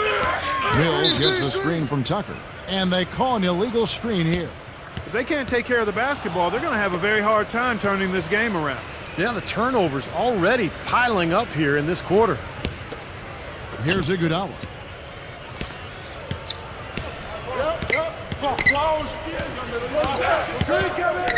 Iguodala right side. Hangs in midair and converts on the double clutch layup. Just another outstanding play down low. These teams couldn't be farther apart in their effectiveness in the paint today. Yeah, that's right. It's been all good at one end, and we'll try to be diplomatic here and just say not so good at the other. And out of bounds as the Raptors gain possession.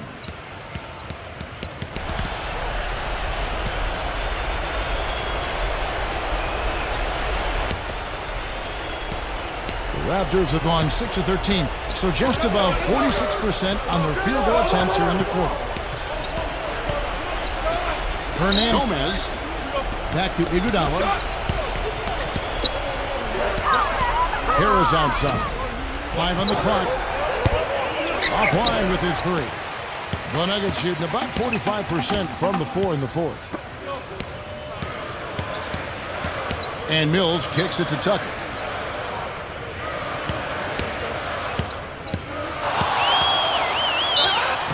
So the whistle blows on the shot and 2 free throws for the contact right there.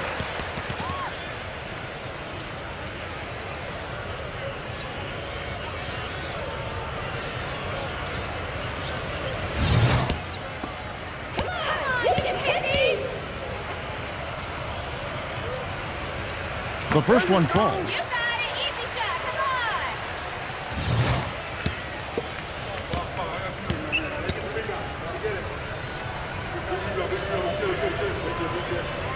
Both shots good from the stripe. And Toronto has possession. Number 23 is guarded by Johnson. Can't hit. Now the Nuggets take it the other way. Tucker dishes to Johnson. Feeds to Mills. Launches a 3, and that one's good. And he's someone the defense has to keep track of at all times because, you know, even when he doesn't have the ball, he moves so well without it. He's constantly a threat to catch and shoot. And something else I think of with him is that three-point shot from the corner. I mean, that's his shot. And we've certainly seen him drain a bunch of them. Just 5 to shoot. Harris kicks to Iguodala. Tries a 3. The shot is off. The Nuggets shooting here about 46% for the game. Winslow. And what was that about? Not a good shot right there.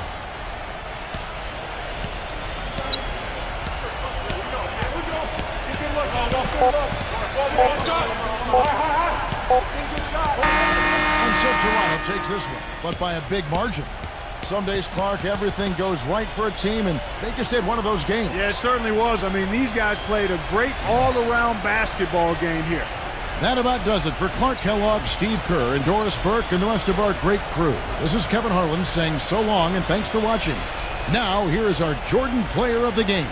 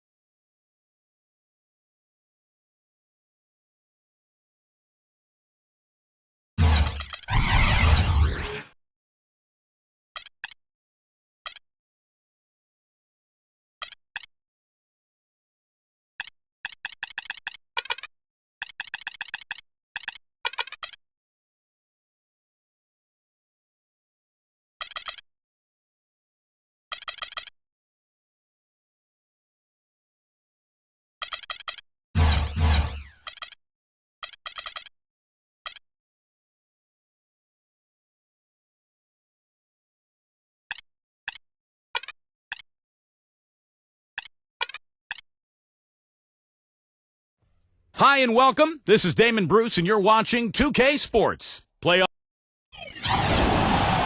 Bringing you some fun on a Monday night. It's the NBA on 2K Sports. Kevin Harlan here along with Clark Kellogg and Steve Kerr.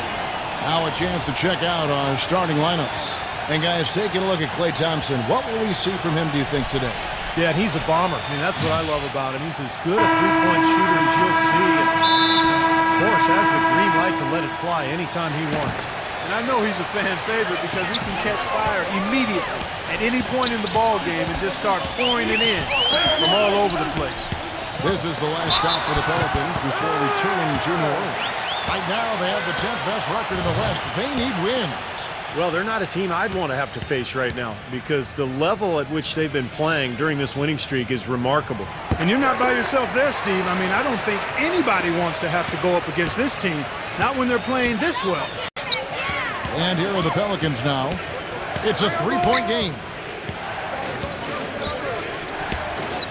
Number 28, defended by Carter. Number 28 hits the jump hook. You know, it wouldn't be a bad idea to put an extra body on him, get some help when he barrels his way in close. He's such a good finisher. He needs more than one guy to defend him. Now here's Durant. Passes it to Hurt. Kicks it to Carter. Red ball movement here by the Kings. 5 on the clock. Number 9. And it's good. With time running down in the shot clock. Took advantage of some shoddy defense there. They've got to at least get a finger on it. That was a quick foul for him there. The refs are certainly calling it close.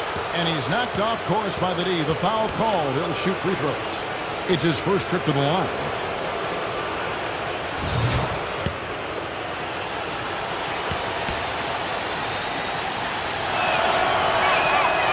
That free throw, no good.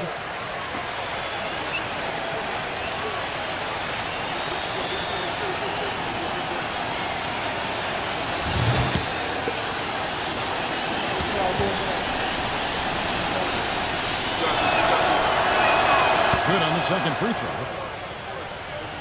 We played just over a minute here in the first.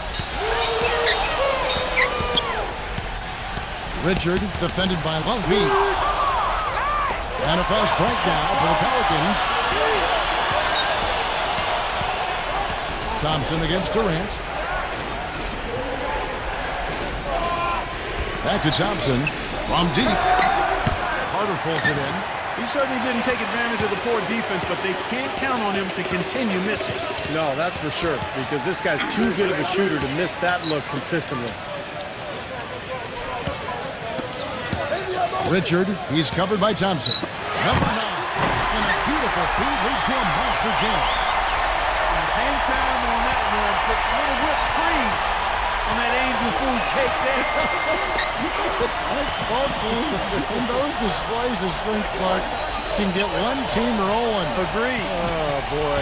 Whipped cream, cherry on top. It always comes back to dessert. D there, guys, was pretty much non-existent. I mean, you can't leave a good shooter like that open. Durant kicks to Richard.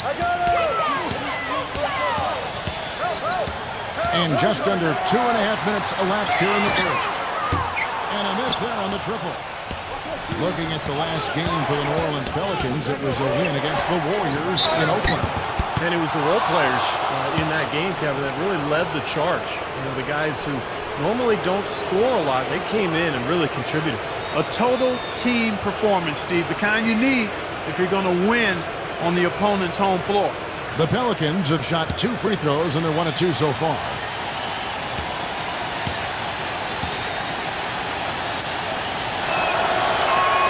Ties it up, and this next one could give them the lead.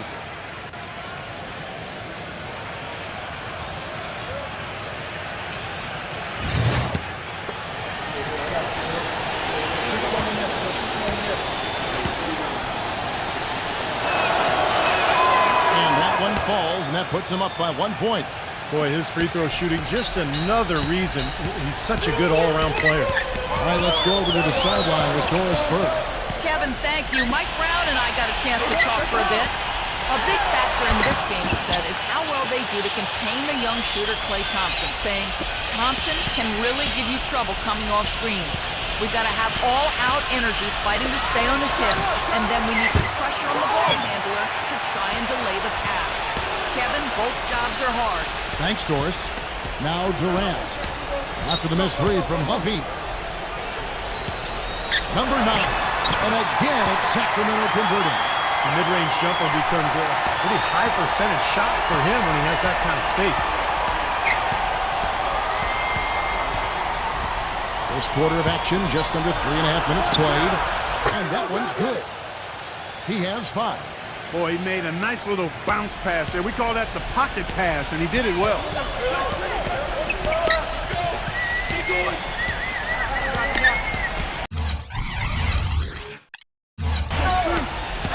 Richard, defended by Buffy, the offensive rebound.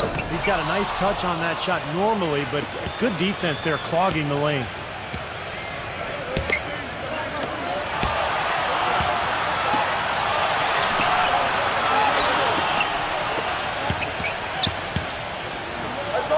Number 2, 5 to shoot. They get it back. And a foul called on the shot. Got him on the way up that time, so he'll shoot 2 right here. Pelicans shooting their 5th and 6th free throws of the game.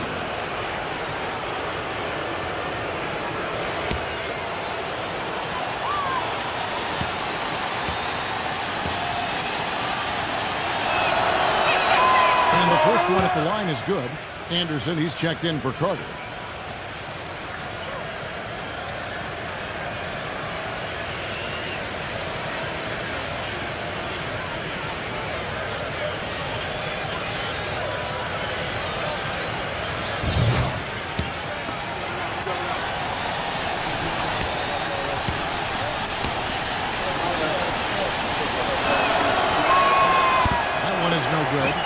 I'm sure he feels like they should have the lead right now, but that miss will keep it all tied up. Richard. And so he draws the foul on the shot. A trip to the line to shoot 2. He made the only free throw attempt he had earlier in the game. You got these, no problem. First free throw is good.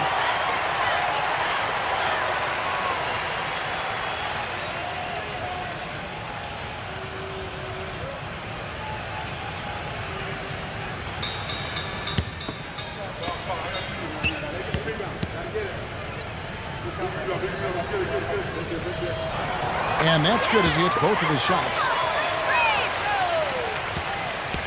Last game for the Kings, they picked up the W against the Minnesota Timberwolves. And I thought the key was their ability to stretch the defense. They got hot from behind that three-point line, and that really gave them the margin they needed.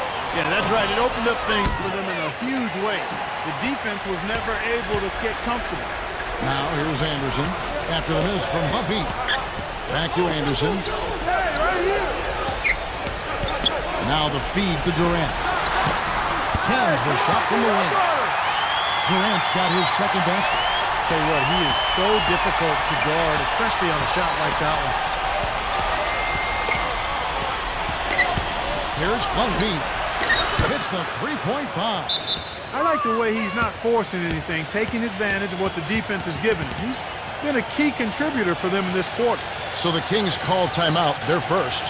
Their last meeting was in New Orleans, where they were unable to fight off the Pelicans. You know, they weren't anywhere near their best in that game, but it was a really scrappy performance in the end. Somehow, they almost pulled it off, Clark. Yeah, they showed a lot of guts there, Steve. A lot of fortitude, tenacity, perseverance. Even as shaky as they were, they probably felt they should have come out on top. Look from Durant. Great use of the pick to create room for the jumper. Durant's got 6. And he's someone the defense has to keep track of at all times because, you know, even when he doesn't have the ball, he moves so well without it. He's constantly a threat to catch and shoot. And perhaps the best thing about him, Steve, is the way he takes charge down the stretch of close games. The higher the stakes, the better he plays. And to look at how the offensive approach has been going here so far for the Kings. They've been making some really nice passes out there. Excellent passing. That could set the tone for the rest of the game. And they're also showing some muscle here in the first half, finding a lot of points in the paint area. Now here's Durant. What a tremendous game he played against Minnesota. Leads him in there and finishes it off with a one-handed jam. Boy, that's some physical basketball out there. I'm glad I'm not in the middle of that. A hard pick and an assault on the bucket. Old school stuff there. Yeah, there was a lot to like on that play. Feeds it to Thompson. Out of bounds, Sacramento takes possession. And let's see the leading three-point teams in the NBA. Fourth, the Kings. This team takes smart three-point shots. That's one of the reasons, Kevin, they're amongst the league leaders in three-point percentage. They don't just hoist up crazy threes. They get quality looks from behind that arc. And Sacramento has possession. Number 51. That one wide left. The Pelicans trail. Number 28. The shot is off. And Sacramento will go the other way with it. And Anderson kicks to Richard. And there's the pass to Durant. Kept alive by Sacramento.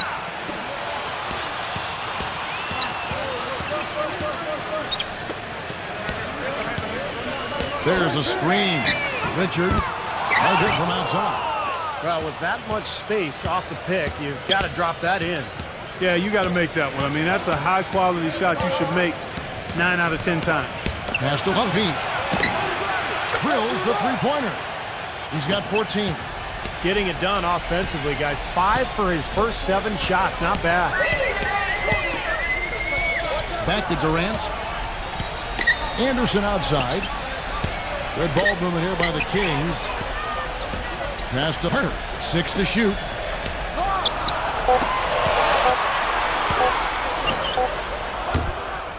Number 51. Well, he's got to watch himself now. I mean, that's 2 fouls already, and he can't afford another one.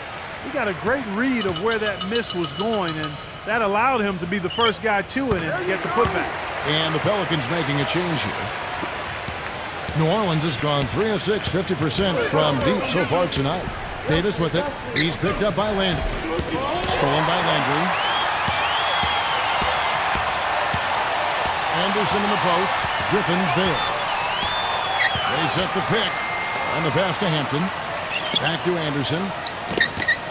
He kicks it to Zeller. And he makes no mistake on the slam dunk. Stupendous rush to the rim and a mighty slam on the end of it. But through the teeth of some pretty soft D. I can't help but say that. Well, let's see how that impacts things here, because those kinds of plays sometimes can be game changers on both sides. Davis drives in. Pass to Humphrey. Three-pointer. The rebound by Anderson. Anderson's got his 3rd rebound on the night.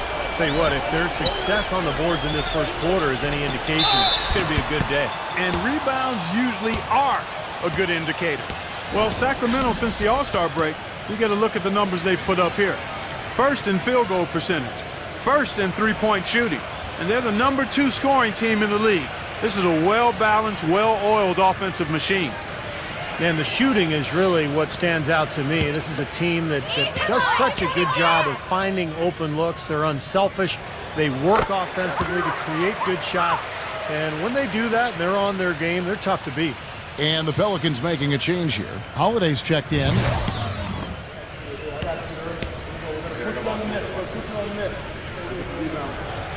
And so he's able to get 1 of 2. Well, I'm sure he'd like to have that one back, but making it a 2-possession game was the key, and he got that done. Let's go. And he hits the jump shot.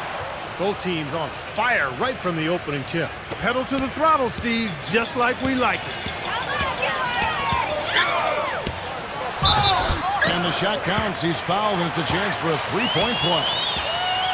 4 of their last 5 makes came off of a high-quality shot inside. Yeah, that's textbook basketball, just having their way down low. The Kings shooting their 7th free throw attempt here.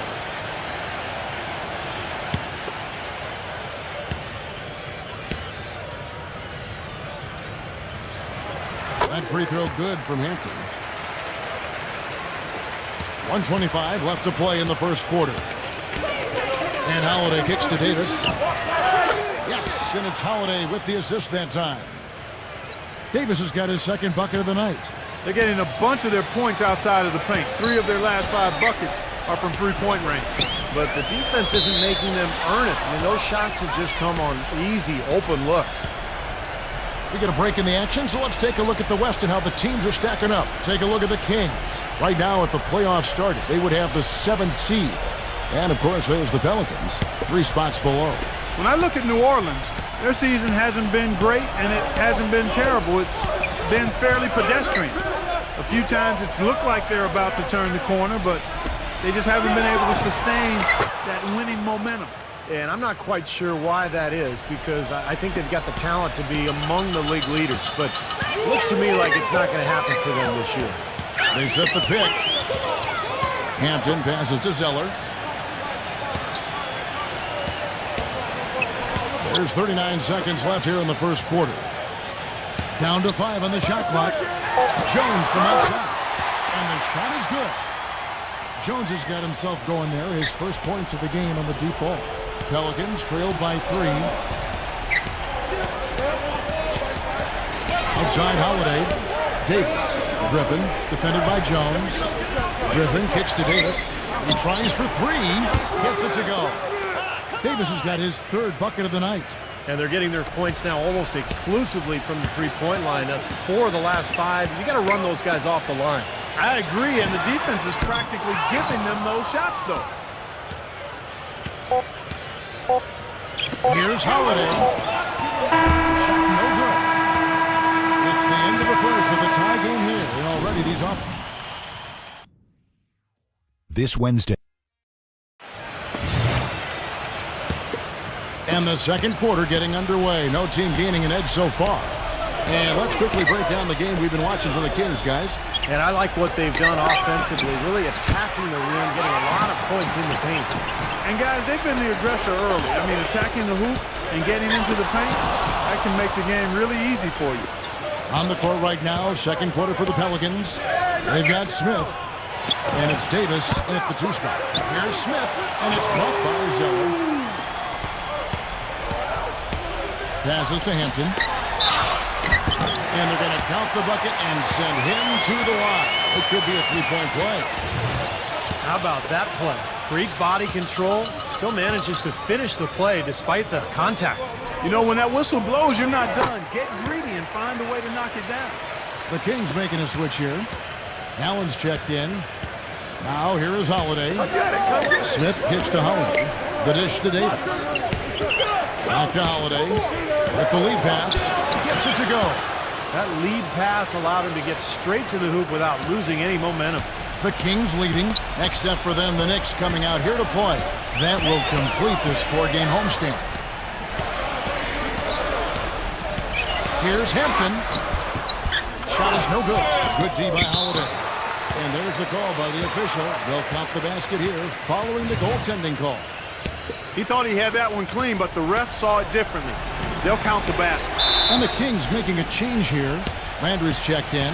And first time out of the game called for New Orleans. Well, he sees something that he doesn't like. I'm not sure what it is, but I think he's going to make some changes here. I think you've got to make your adjustments pretty quickly like he's doing here. Otherwise, you know, things can get out of hand. So this is a good timeout. We always like to break down the league leaders at their respective positions, so check out this group of small forwards with the highest field goal percentages since All-Star. Kevin Durant, number 1. And obviously looking at those numbers, he hasn't just been settling for outside shots. He really works hard to get good position on the inside to get some high-quality looks.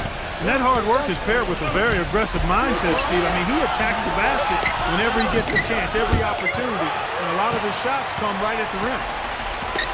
Kings leading now by 3. Hampton guarded by Holiday. And the shot is good from Hampton. And now approaching 2 minutes of action here in the second quarter.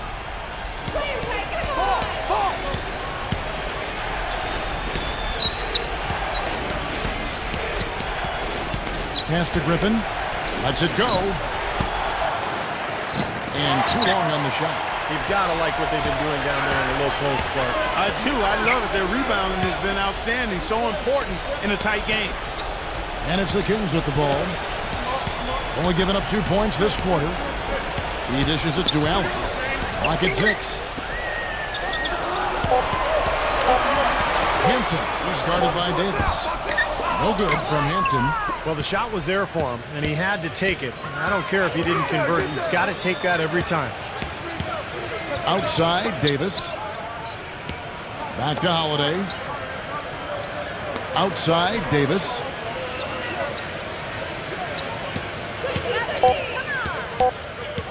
Jacks up a 3. That doesn't go either for Davis. Well, it looks like he's cooled down a bit after hitting those 2 in the first quarter. Carter with a screen on Davis. Down low. And then Carter with the jam. With that reverse jam, the fans got a little extra show there. That one definitely had something, you're right, extra on it. That was one of those 3 or 4 plays that you see every night in an NBA game that just leaves you in awe. Griffin kicks to Davis. Holiday dishes to Davis. Here's Griffin. And that one falls coming off of Davis's feed. Griffin's got 6. The defenders need to talk to each other. The communication lacking there on that three-pointer. Timeout called by the Kings.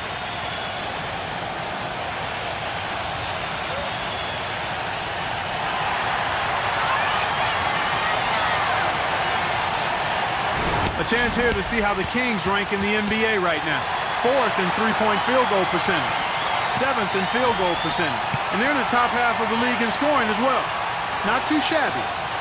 And what jumps out at me, Clark, is the three-point percentage that you talked about. This is a team that you have to defend all over the floor, and it becomes such a task defensively when you have to cover out to the three-point line, because now it opens up passing and driving lanes inside. Sacramento with the ball. They've only allowed 5 points in the quarter. Here's Landry. All 3 off the mark. Pelicans trailed by 4. Holiday, the pass to Griffin. Again, Griffin missing. The Kings have gone 4 of 8 so far here in the second quarter. Landry kicks to Carter. And once again off the mark by Sacramento. New Orleans gone outside a lot tonight. 17 times, in fact. 7 of 17. Outside Holiday. Smith sets the pick for Holiday. And Davis can't get it to go. Kings leading now by 4.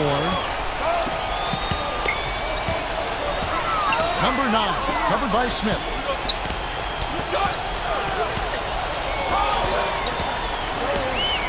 Hampton passes to Allen. And it's out of bounds to the Pelicans. Chance to check out the Sacramento Kings' upcoming schedule. Next up for them, the Knicks coming out here to play. And that game closes out the 4-game homestand for them. Pelicans trailed by 4.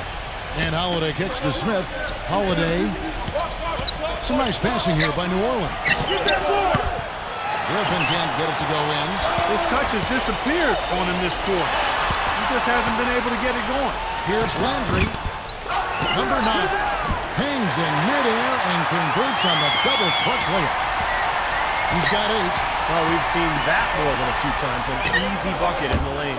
Yeah, the interior defense simply has been lifeless. He's been wayward and just off on about everything he's put up in this period. And it's the Kings with the ball.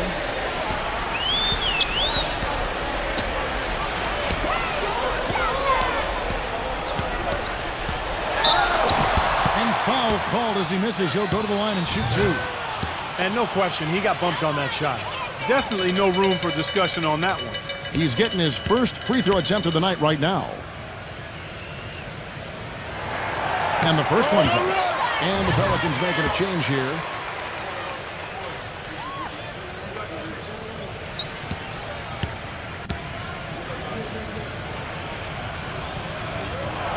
And so he makes both from the line. Shooting 100% in the quarter. They've made them all, taking full advantage at the line. Well, it's a nice job of really making the most of their opportunities. Now here is Davis. He's coming off a 10-point game against the Warriors in Oakland. That doesn't go either for Davis. Hard work on the glass once again, fellas. They put a lot of effort into their rebound. Well, you get more rebounds, you get more possessions, more shots at the hoop, and oftentimes that decides the game. And it's the Pelicans with the ball, following the shot by Kevin Durant. Really good job on the inside that time. I mean, he had to work for that rebound, and he got it done.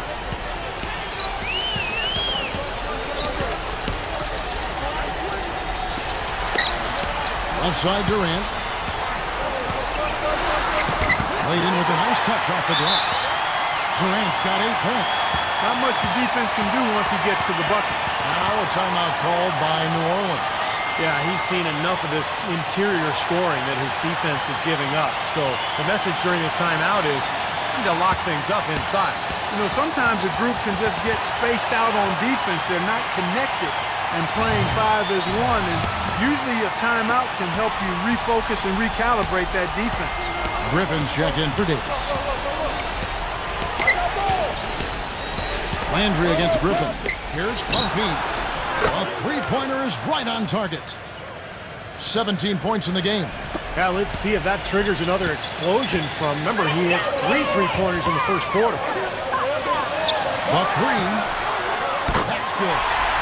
Well, offensively, he's taken a solid opening quarter and just built on it here in the second. Pelicans trail by 10. Thompson outside. Dishes it to Griffin. Number 28. And the bucket counts, and he's on his way to the free throw line. Try to make it a three-point play. And that kind of power move has become a trademark for him. This is his third free throw attempt of the game. Well, he's right there at about 71% from the line this season. Probably somewhere below where he'd like to be. And it's the Kings with the ball. He feeds it to Durant. Number 9. Offensive rebound. Zeller. Count the bucket. Zeller's got 4 points now in the quarter. Pretty much all of their buckets coming from inside the paint now. Yeah, that's 5 of their last 6 baskets inside the lane. They have really established themselves inside. Thompson, defended by Durant. From outside the arc. And again, New Orleans with the triple. I'm not sure who was supposed to pick him up, but somebody's going to get an earful from the coach for leaving him that wide open. And he draws body contact. Looked like a blocking foul, and he was in the shooting motion. So he'll head to the free throw line. The Kings have gone 9 of 10 from the line, so making the most of their chances. And he makes the first. And the Kings making a change here.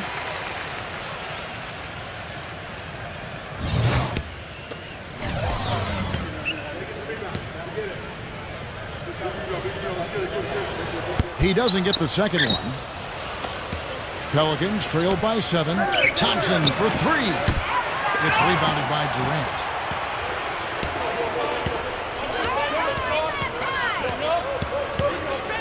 Back to Carter. There's the pass to Hampton. Kicks to Carter. 6 on the shot clock. Pulls up. No good. Now New Orleans will take it the other way. Following this one, they get to host the Mavericks. That'll be the first of 4 played at home for them. I'll be anxious to see what ends up happening with that Mavericks game, guys. That should be a good one. A nice shot by Griffin. He's starting to put it together now, guys. He's added 2 3-pointers after hitting 1 in the first. 1:22 left in the second quarter. Outside Durant. Pass to Hampton. Kings moving the ball around. And it's going to be 2 free throws. Drew contact on the shot. And now, here are the squads that have done some tremendous work on the boards since the All-Star break. Second, the Pelicans. Boy, they've gotten a fresh start since that break, Kevin. They're like a new team when it comes to rebounding the ball. They've gotten charged up and revved up to rebound. Come on, you can hit this.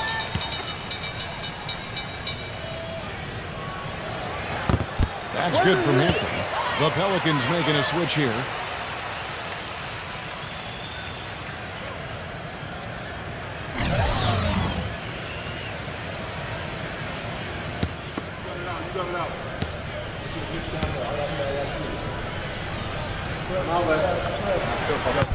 He makes 1 of 2 that time.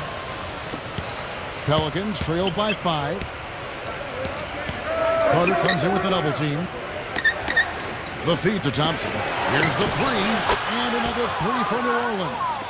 The thing you notice right off the bat from the statistics, just his 3-point percentage. I mean, it's a terrific number, and it's a combination of things. Good shot selection, his mechanics are solid, and his movement on the perimeter is outstanding. And you know, Steve, he's as level-headed a player as there is. If there's ever been an occasion when he's gotten flustered, I can't recall it. I've not seen it. Anderson, he's checked in for the Kings.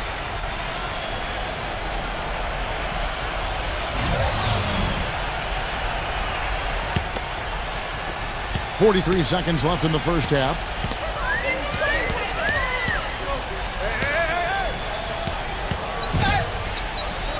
Number 28, defended by Anderson. Foul called that time on the way up. That'll give him 2 chances at the free throw line here. We haven't seen them get to the free throw line like they did in the first quarter. Well, you can't get to the line if you're going to settle for jump shots. I mean, somebody's got to be aggressive and take it to the rack. The Pelicans have gone 6 of 8 from the free throw line tonight. The first free throw is good.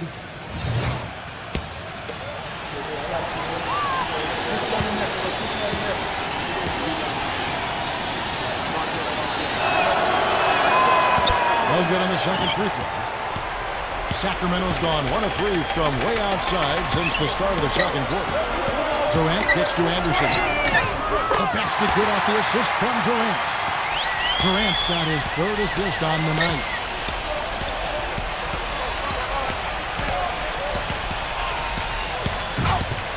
Here's Buffy, and he drops in the layup off the glass.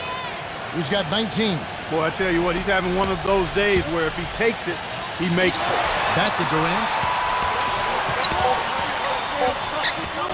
1 second left. Close game as we wrap up the second quarter. Kings ahead. They lead by 2. And coming up after the break, it'll be Damon Bruce breaking down all the highlights. And now, brought to you by Sprint. This is the Boston. The Sprint Halftime Report, presented by Sprint. Here we go now, the start of the third quarter, welcoming you back in a closely contested first half so far. We're seeing a tremendous game so far from Buffy. Wow, the threes have just been dropping for him. Absolute dead-eye shooting in that first half. Could not have been a more productive day for him from long range. Shot clock at 6. That doesn't go on the chance to tie. The Kings leading, and for New Orleans. The shot's good from Herter. I'd say that shot was well within his range. You think so? I mean, I was pretty good from 2 feet and in myself. That's a gimme there. Third quarter action getting rolling right now, brought to you by Gatorade, all fueled up and ready to go. Here's who's on the floor. On the floor for Sacramento. Feeds it to Thompson. Beyond the arc. The shot misses. Kings leading now by 4.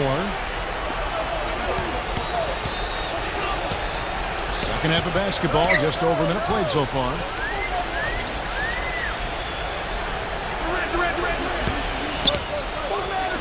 He kicks to Durant. Fires it up. It's rebounded by New Orleans. They are right on the brink of taking the lead. This is a critical juncture in this ballgame, Kevin. To the paint.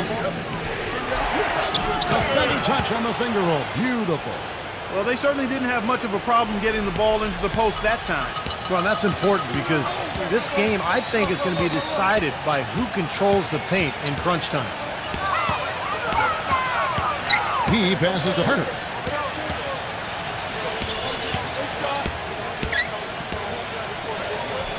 Number 9. And there's the whistle. Fouled hard on the shot. He'll go to the line. In the second half of the season, you get an idea of the Pelicans and where they stand statistically right now. Second in rebounding, 4th in scoring. And they also show up in the top 5 in assists. They've got scores, and they're a pretty good passing team as well. Yeah, I agree with you there, Clark. And what jumps out to me is the rebounding, because when you can rebound the basketball as a team, you can stay in every game. Even if you're not shooting the ball well, you rebound, you get extra possessions, and you allow your team the ability to make a comeback. And that one goes in. 2 from the line that time. And we're just around 2 minutes into the final half of play now. Timeout called here. The Pelicans decide to talk it over. Looks like he saw some things out there that needed adjusting and wants to talk it over a little bit with his club. I don't think you can ever go wrong burning a timeout if you see something you don't like and you need to talk about it.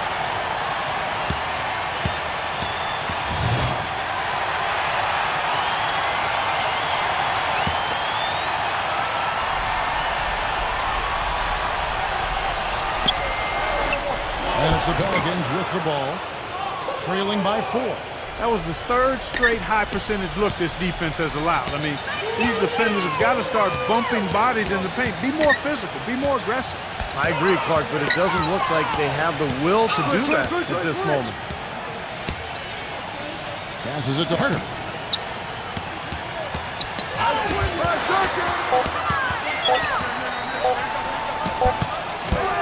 No luck. And it's the Pelicans taking it the other way.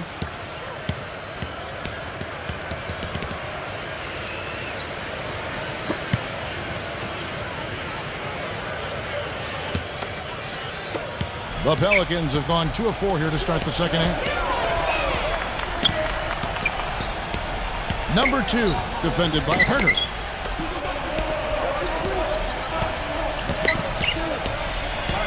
The dish now to Thompson. Now the pass to Humphrey. Just 5 on the clock. New Orleans needs to get off a shot. And the basket is good. Got it to go through on the contact, so a free throw coming up. A great opportunity for a three-point play. The Pelicans have shot 70% from the free throw line tonight, 7 for 10. And they now lead as the free throw drops for him. Timeout called by the Kings. You have to like what we're seeing from Buffy. He just continues to light them up. They're going to have to find a way to make him work harder for his points.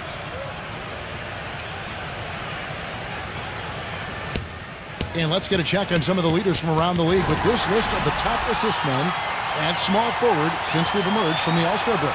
Fourth, Kevin Durant. And these are some of the best teammates you're ever going to want. I mean, very unselfish guys at a position that sometimes puts more of an emphasis on individual play. Most of those guys can take matters into their own hands if they need to. But like you pointed out, Steve, that's not their MO. That's not how they want to roll. They want all 5 players on the floor to be involved in the offense, and that's what they want to facilitate. Gets the bucket. And now a 4-point Pelican lead. That's pretty much been the norm for them, getting their points off assists and great ball movement. Nice rhythm and flow for this team. Tremendous communication and alertness. Richard defended by Buffy. And then Carter with the jam. Well, I tell you, that's outstanding determination to track that rebound down and fight his way to the bucket for the throwdown. Clark, that is the effort they're going to need for the rest of this game. And not just on the offensive glass, Kevin, but all over the floor. That's good. It seems that every pass they make is leading to a score here. I mean, that's just exquisite ball movement. Yeah, they're making the right play, they're working together, and they're just looking for the best shot they can every possession. Pass to Durant. Left side Durant, and the layup is good. Durant's got 10 points in the game. New Orleans in the lead. Lays it up and in off the pretty assist. That's really told the story today, guys. I mean, throughout this game, they've been able to get the ball in tight and then finish. Yeah, Clark, they've been more active and more physical down low, and I think that's been the difference. Major defensive lapse right there. I mean, he's not a player you can leave open for a jump shot. You got to stay attached to him. They're lucky he couldn't punish them for it. Number 2. And it's New Orleans scoring again. The Kings have gone 3 of 8 so far in the third quarter, looking to lock in that rhythm.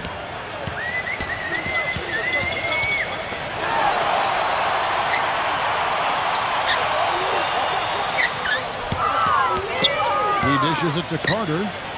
Shot clock at 5. The Kings need to get off a shot here. Offensive rebound. Outside Durant.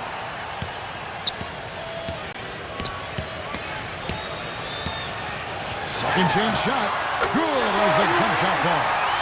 Durant's got 4 this quarter. Pelicans leading by 4. Pass to Humphrey. Puts it up. Another one falls for New Orleans. Yeah, guys, it's his consistent shooting that's really helped get his team into a position they're in right now.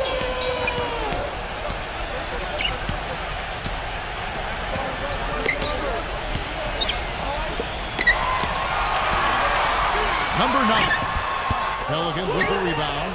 They really depend on him to convert those chances. A lot of times, even with solid D draped on him, they expect him to make it. That's good. The defense sagged off, and, he did not hesitate to rise up and bury that 3. They could use a big shot here to get this offense going. Sure could, Kev. I mean, too many empty trips. They need some points. Dishes to Durant.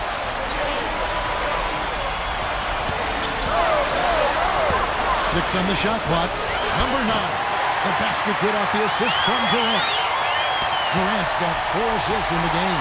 Well, he has shot the ball well, but it has not been contagious. And his teammates, they haven't had the same groove, and that's why we're looking at this result so far. Normally when you dominate on the glass, it really shows up on the scoreboard, but not so much here today. You're right, Steve. Typically, it is a good barometer that indicates who's winning, but not so. Oh, man, he goes old school on us with the finger roll. Pelicans leading by 5. He feeds it to Thompson. And the Pelicans miss again. Kings have gone at a pretty good shooting pace. They're 6 of 13 from the field here in the third.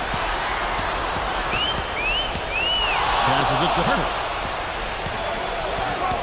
Shoots. And that's good for 2.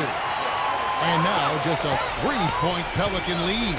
I don't know of too many other players, Kevin, who have his level of concentration offensively. He just seems to have that singular focus you need as a shooter that, you know, even if a defender's all over you, you still just lock in and let it go. And Steve, he's a player that's extremely hard to cool off. I mean, he picks up right where he left off after every break in the action, it seems. Timeout, halftime, it doesn't matter. When he's hot, he stays hot. And Durant backing in. The pass to Hunter. Good ball moving here by the Kings. And yes, sir, that one drops. He's got 8. Oh, the rapid-fire threes coming from everywhere. I thought it might be a little imprudent to try to get those points right back, but it worked. Number 2, defended by Hunter. Number 2. And again, New Orleans with the triple. Third 3 in a row right there. Adjustment time for the defense, guys. The Kings trail by 6. Richard, defended by Lovey, kicks it to Carter. So he gets the whistle. Contact on the way up and 2 shots coming up. And guys, let's get your take on the scoring breakdown for the Pelicans. These long-range shots look like layups out there, guys. Another thing they've done tonight well is share the ball. So many of their points have come off of good, crisp passes. And the Pelicans making a change here. He hits the second from the line. Pelicans leading by 5. Pass to Lovey. 1:07 left to play in the third. Number 2, defended by Jones. Just 5 to shoot. Passes to Lovey, 18 feet out. Number 35, and the layup's good off the glass. And the Pelicans lead by 7. You see the defense get caught standing around that time, giving up an easy second-chance bucket. Simply need more of an effort on the boards there, Steve. There's a good screen. Durant just inside the line. Kicks it out to Jones. To the middle, number 51. And he banks in the layup. He's got 8. They'll take as many of those looks as they can get. New Orleans has gone 4 of 6 from three-point land since the start of the second half. There's a 4-second difference from the shot clock to the game clock. Thompson misses. The Kings trail by 5. Durant kicks to Richard. Back to Durant.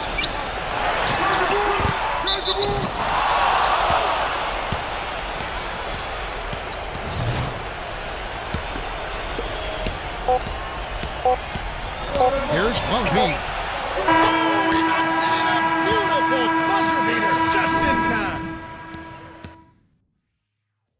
Coming up this Saturday. Welcome back, folks. Thank you for tuning in to the NBA on 2K Sports as we get set to get going once again. Hey, during the break, players getting a chance to refuel and hydrate with some Gatorade as there is more basketball in store. So the Pelican 5 right now. Rocket 6. It's Durant on the left. He's covered by Thompson. Shots good by Durant. As long as they keep spraying them from deep, we're going to have ourselves one exciting finish. Well, it took them a while, but they're finally starting to get some rhythm offensively on the outside. Here's Lovey. And it's off from three-point range. The Kings trail by 6. Anderson kicks to Richard. Back to Anderson. The feed to Durant. Durant drawing the double team. Jones dishes to Durant. Right at the free throw line. And that one hits back iron. Pelicans leading by 6. Smith outside. No one near him. And Jones pulls it down. You really don't want to see him missing those mid-range shots, but when he's open, he's got to shoot it. Feeds to Durant. Releases. He squares up and sinks it. Boy, the deeper we get into this game, the more offense we're seeing. And that goes for both teams, Steve. Everybody firing on all cylinders right now. Timeout called here. The Pelicans decide to talk it over. Yeah, he definitely saw some things that were not working for them out there. And now he's going to make some adjustments.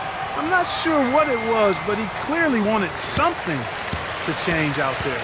And now Doris Burke has an update from the sidelines. Guys, over the last break, I listened to the Hornets head coach address his team. He told his guys, time's running low. If we're going to make our move, it's going to be now. Are you guys ready? And as they nodded, he said, let's go get it. Kevin? Just about 1.5 minutes gone by here in the fourth. Number 2, defended by Carter. The pass to Levine. 6 to shoot. And the 3 off target. The Kings trailed by 4. Kings moving the ball around. Anderson can't get it to go. And the defense got away with a major lapse there. Out of bounds, Sacramento takes possession. And now a look at the upcoming schedule for the New Orleans Pelicans. Following this one, they get to host the Mavericks. And that game will kick off a 4-game homestand. Well, and you know the fans out in Portland are hoping for a win for their Trailblazers, that's for sure. The Kings have gone 2 of 4 from the field since we started the final quarter of play. Number 9. Sacramento again missing. Boy, that's a surprising miss right there. He usually feasts on those wide open opportunities. A little over 2.5 minutes have passed here in the fourth quarter. Number 2. And again, New Orleans has no up. And the Kings shooting at 52% from the field. They're clicking. Anderson with the ball. Picked up by Thompson. It's Anderson with the drive. There's the steal. Number 2. Soft touch off the glass. And the Pelicans lead by 6. Well, it looks like he's starting to get things going here after that scoreless first half. He kicks to Carter. Carter left side. And a foul on the shot. He'll go to the stripe for 2.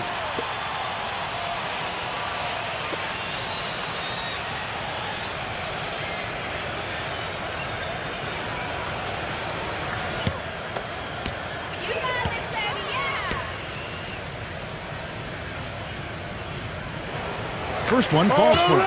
Kevin Durant's checked in for Anderson.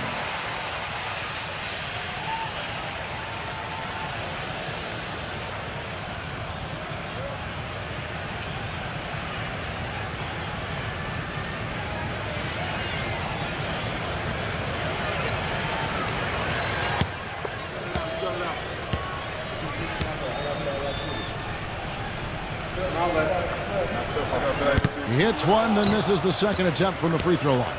Pelicans leading by 5. Picked off in midair. Inside.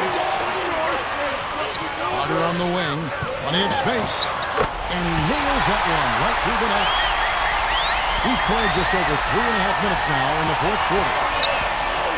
The screen from Thompson. Here's Pumpy. The shot is off. And the Kings going the other way now. Durant kicks to Richard. Carter outside. He passes it to Durant. Back to Carter. Outside Durant. 5 on the clock. Gets to the corner and buries it. And it's now only a 1-point Pelican lead. The Pelicans have gone just 1 of 6 in the field to start the fourth quarter. A bit of a slowdown for them right now. The screen from Thompson. The tray gets it to go. And the Pelicans lead by 4. Second three-pointer of the half, 4th overall. So he's having a nice game from outside.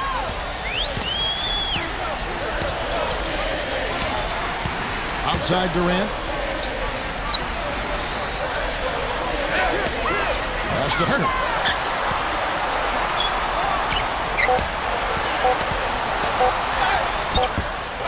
Goes back up. He takes it up and lays it in. He's got 19.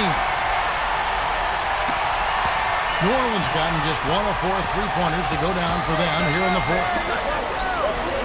Number 28. That three off target had some space there after the little pump fake. Man, he got fancy with that one, didn't he? Yeah, maybe trying to give them the momentum boost they need to break this game open. Yeah, I like that. And some coaches might want to see just a sure-handed lay-in, but I say put as much as you can on the finish and get your teammates going. Pass to Bumpy. Releases. It's rebounded by Durant. He has not shot the ball well here, and I think it's time for him to start looking for his teammates a little bit. Number 9. It's good, and he drew contact on the shot, so he will go to the line. A three-point play chance here. And a moment here to take a look at the scoring breakdown for the Kings. They've been the aggressors, and they've been tougher in the paint all game.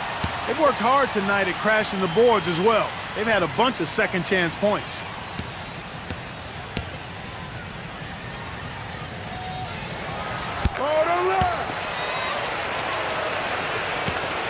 Pelicans trailed by 3. The screen from Thompson.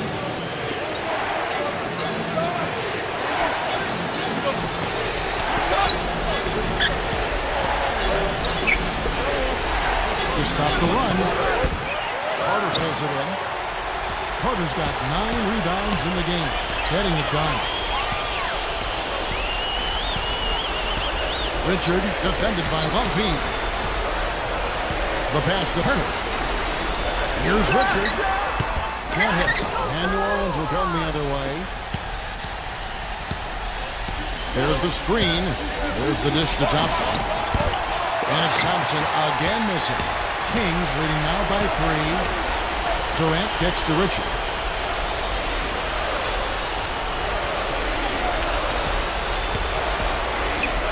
Carter left side.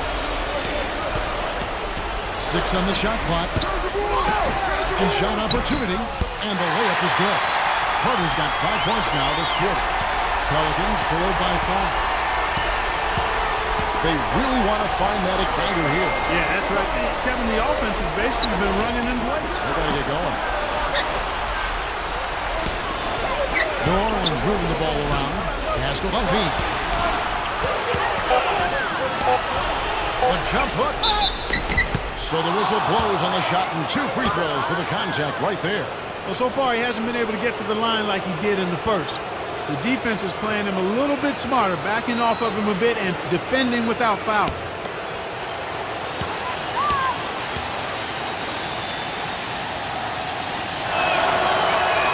And he knocks down the first one.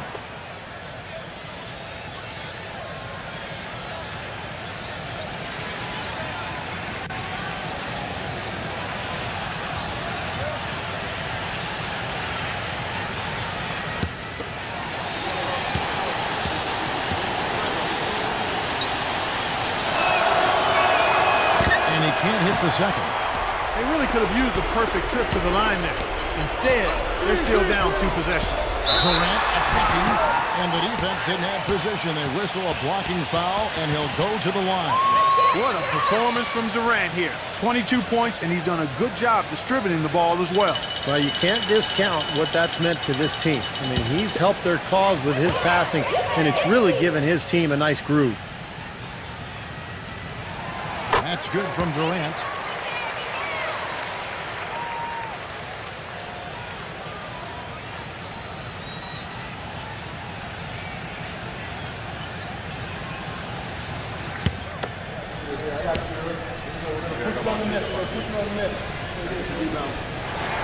Durant hits them both.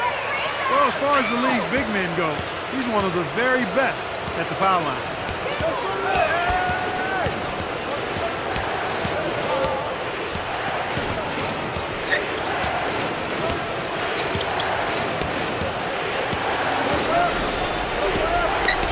Number 2, defended by Herner. It's Thompson off the drive, and that one's good. Thompson's got 5 points now this quarter. Kings leading now by 4.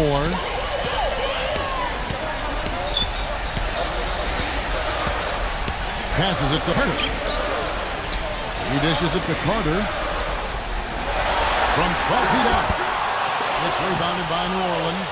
And if they grab one there, I was going to make the point that they just haven't done enough in terms of rebounding the ball. I agree. Number 2. And right on target. Good. Now just a 2-point Kings lead. He's come out here in the second half and done a nice job moving, getting good looks, and finding his range.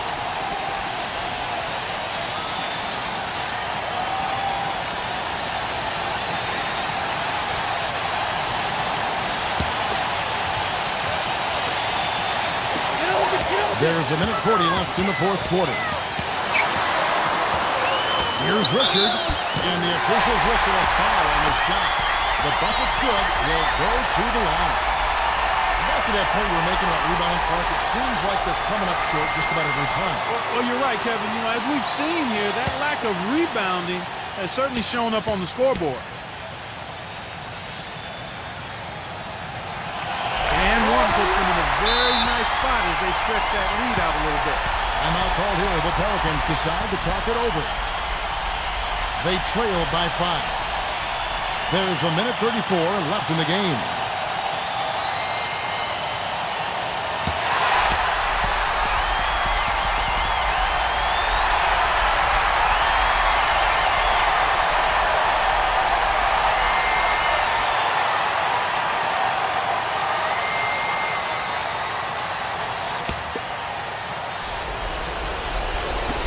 There's a minute 34 left in the fourth.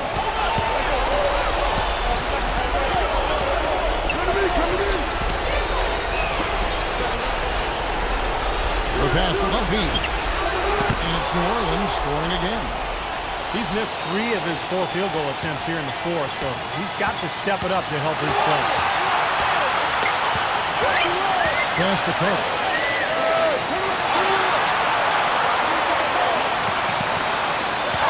Hit is low, and it's being called a kickball.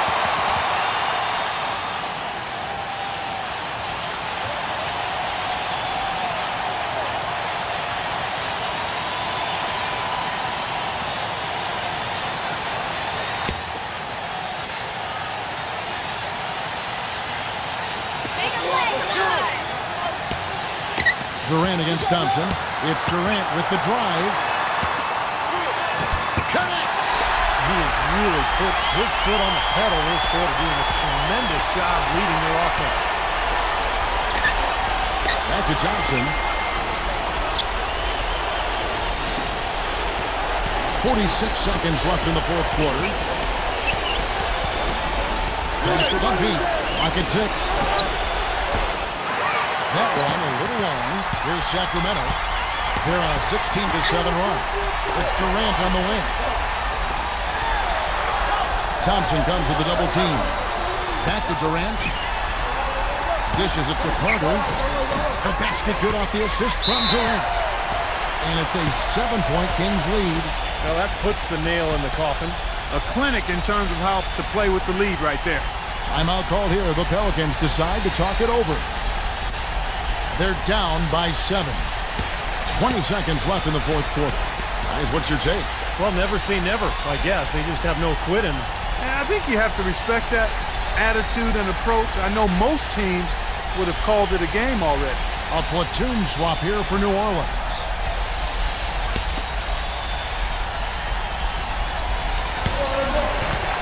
Out of bounds, Sacramento will take possession. That is not a difficult pass. You'd think they could keep it in bounds.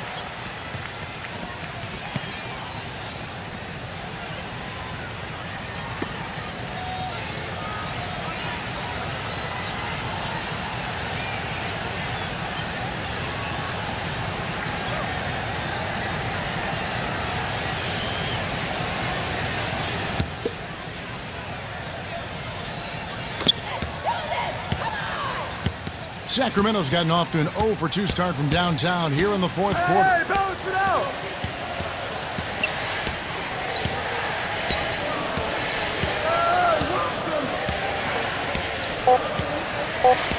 So the Kings win it. It was a solid win, Clark. Yeah, it was, and I think it came down to will more than skill. They went out and got this one. Well, it's time to say so long. For Clark Kellogg, Steve Kerr, and Doris Burke, this is Kevin Harlan along with our 2K Sports crew thanking you for tuning in. Now it's time to present our Jordan Player of the Game, Kevin Durant.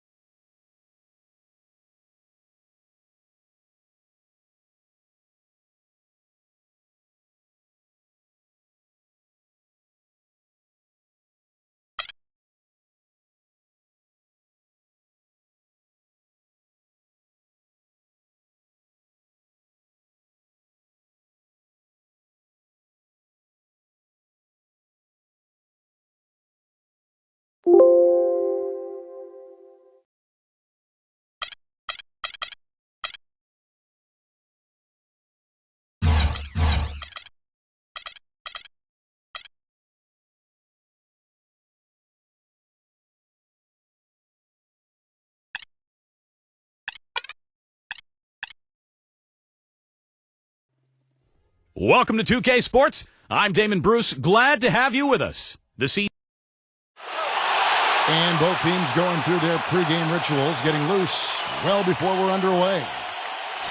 Greetings, everyone. You've got it live on Tuesday night coverage of the NBA on 2K Sports. Great to have you with us. I'm Kevin Harlan alongside my partners Steve Kerr and Clark Kellogg. A quick check now at the starting five for both teams. And guys, what are we going to be looking for in this one from Ball?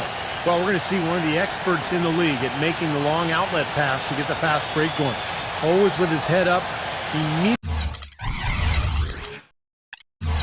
looking down the floor when he gets the ball. And I also think he might have played a little football, Steve, because he's excellent at intercepting passes. I mean, that seems to be his calling card defensively. The fans here in Detroit ready to cheer on their Pistons in this interconference matchup. They traveled to Portland last time they faced the Trailblazers and came away with the win. And guys, they could have won that game on the strength of their offense.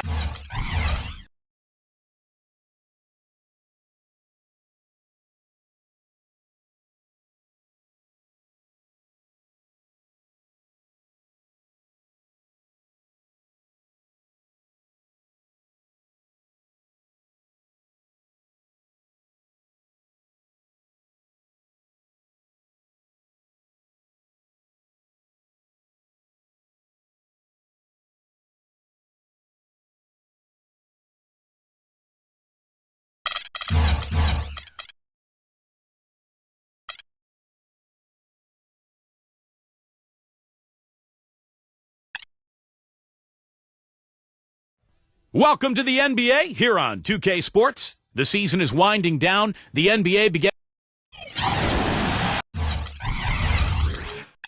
Greetings, everyone. You've got it live on Tuesday night coverage of the NBA on 2K Sports.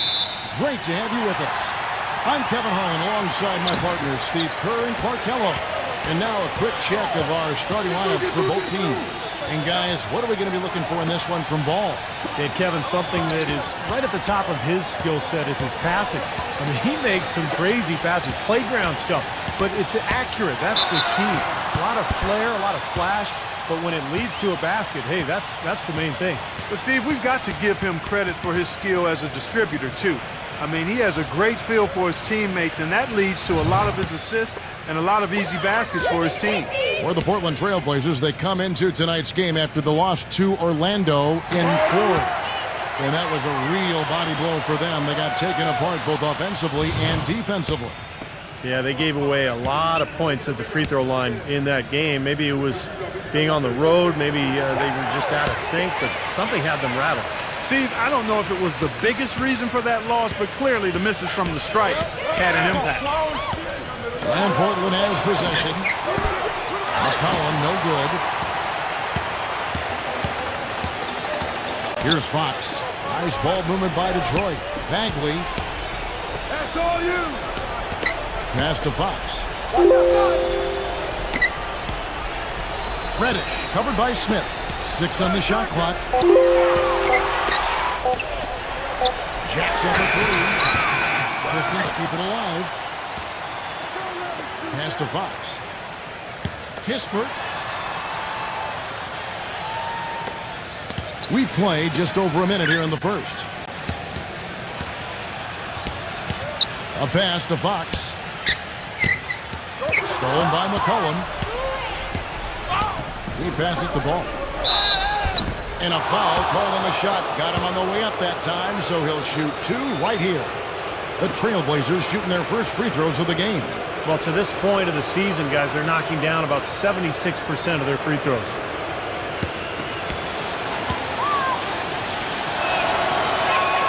And the first one at the line is good.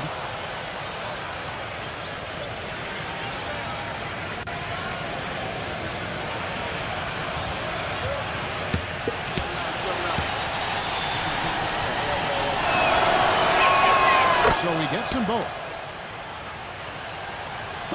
And Detroit has possession. They traveled to Portland last time they faced the Trailblazers and came away with the win. Yeah, they cruised in that game. Really played well and hoping to carry the momentum forward. Well, there was never a doubt in my mind, Steve. I mean, pretty much from the start, you could see how it was going to turn out. They were in full control. He had his choice of finishing moves there, and You just got to love the fact he went old school with the finger up. McCollum kicks to Smith. Buries the long-range jumper.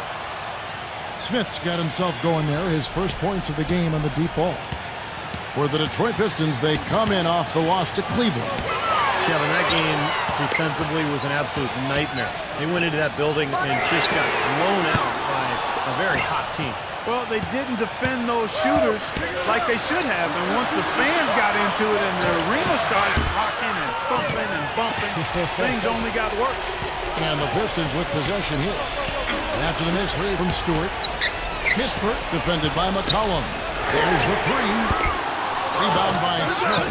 Certainly not the dream start they were hoping for, going 1 for 4 early. Doris Burke has an update for us. Doris? Kevin, I briefly spoke with Dwayne Casey. We talked about how they can best press their advantages in this game, and he told me that he expects their shot blocking to play an important role. He said, listen, obviously we want to keep them on the perimeter as much as possible, but with our length and timing, we can also bottle them up inside. And Kevin, he's hoping that'll help them secure their second win in this season series. All right, great stuff, Doris. Thanks. And guys, not too much of a surprise that defense is going to be the emphasis. Yeah, that's the type of team they are. I mean, they always seem to feed off of that defense. They're just really trying to attack and force some turnovers and get out and run. Exactly, Steve. I mean, that's really what drives them on a game-to-game basis. Portland trailing here. Smith with a screen on Fox. Here's McCollum. Portland no good that time either. Boy, we don't see that too often. No defender on him, and he just planks the open jumper. Shot's good. And you can't leave him alone, especially from long range. Portland's gone 1 of 3 from beyond the arc so far in the game. And they call an illegal screen here. Well, the numbers since the All-Star break, and here's how Portland ranks league-wide. 3rd in fewest turnovers per game. 4th in steals. And as far as team scoring goes, they've struggled a bit. Top 20 in the league. There's room to get better there. And I love that number, Puck. 3rd in fewest turnovers per game, because that's a sign of a well-coached team, very disciplined. They share the basketball. Their spacing is good. They've got a good plan of attack every game. So the players know where each other is, and that just allows for much better offensive execution.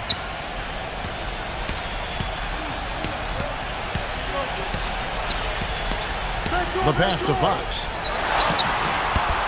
And it's Portland with the rebound. I don't know if it's just me, but he's looked a step slow since the start of the quarter.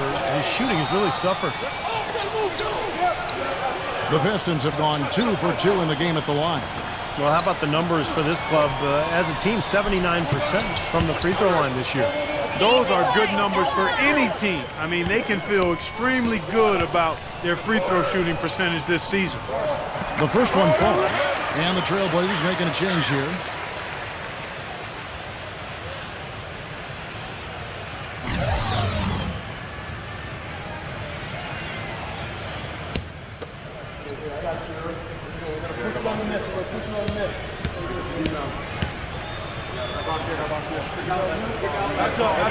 And so he makes both from the line. Trailblazers trail by 4. There's a good screen. Feeds to McCollum. Passes it to Ball. Smith on the wing. And it's good. A nice job in the glass as they pick up 2 on the second effort. The Pistons have gotten just 3 of their first 9 shots to go down in this game.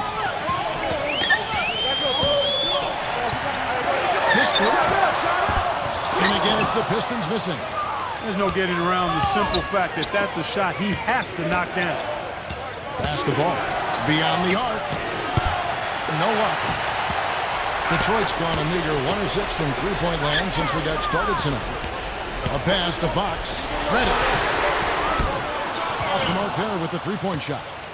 Kind of rare to see him come up empty on a wide-open look. Here's Ball, and it's all evened up. He has 6. And now, a look at the teams leading the NBA in steals since the All-Star break. 5th best, the Trailblazers. Kevin, this team isn't ready to give up on the season yet. I mean, they've been after the opposing ball handler every second of every game. Pistons shooting a pretty distressing 27% here in the early minutes. The pass to Fox. Kispert defended by Ball. Nice ball movement by Detroit. Reddish. And the jumper is on the mark. They've been trailing for a few minutes here. But you know what? That could change right here. There's the dish to Smith. And unable there to get the go-ahead bucket. You know, even though he missed that three-point shot, I think the defense has to do a better job of challenging the shot. Yeah, because you know if you continue to give up open looks like that, you're in big trouble. Now here's McCollum. He had a 15-point outing in their last game against Orlando. Ball. Off target from outside. The Pistons lead it. Fox passes to Bagley. Takes a three. Count that one. The defense sagged off, and, you know, he did not hesitate to rise up and bury that three. Ball. Guarded by Fox. Smith outside. Here's Humboldt. And they wasted no time getting those 3 points back. He's got 5. Oh, the rapid-fire threes coming from everywhere. I thought it might be a little imprudent to try to get those points right back, but it worked. Detroit with the ball. All alone. That's good. And the Pistons lead by 4. The Trailblazers shooting 36% in this first quarter, trying to get their bearings. So timeout called here, the first for Portland. Well, they've really kind of struggled offensively here, so I think this timeout is for him to really draw something up, maybe get an easy 2 and get their confidence back. You know, sometimes an easy basket out of a break is just what you need to get things back on track. And coaches always have plays specifically for that situation, coming out of timeouts for an opportunity to get a bucket. So Portland ends up going with the new group. And it's the Trailblazers with the ball. 4-point game. Number 41, defended by Frank. He dishes it to Noel. Misses the 3. Outside Anthony. Drills it from outside. 8 points for him. Great opportunity right there. He's got such tremendous length. He can just rise up and get separation for the 3. Dishes to Noel. Lets it go. And he connects with the jumper. Trailblazers trail by 3.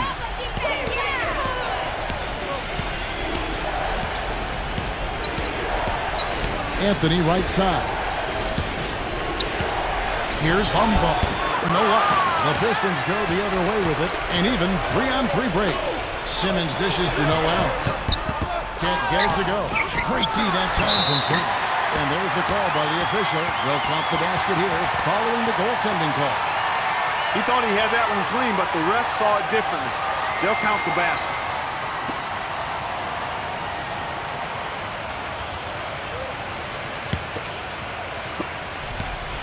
Anthony with it, averaging 12 points a game. He passes to Frank. Shot off the pick. That one falls coming off Anthony's feet. Solid screen right there that freed him up for the jump shot. We've got 1:28 left here in the opening quarter. Number 41, no good. The defense was ready for him that time, and they had to be. He is so powerful in the lane. Great D that time from Simmons. Excellent. Really solid job, actually, by the defense to get in his way as he was going up for that one. Noel with it. He's coming off a 10-point game against Cleveland. Plumlee sets the pick for Noel. Shot clock at 5. Doubled by Frank. Number 41. And a foul from three-point range. Trailblazers trail by 3. Man passes to Anthony.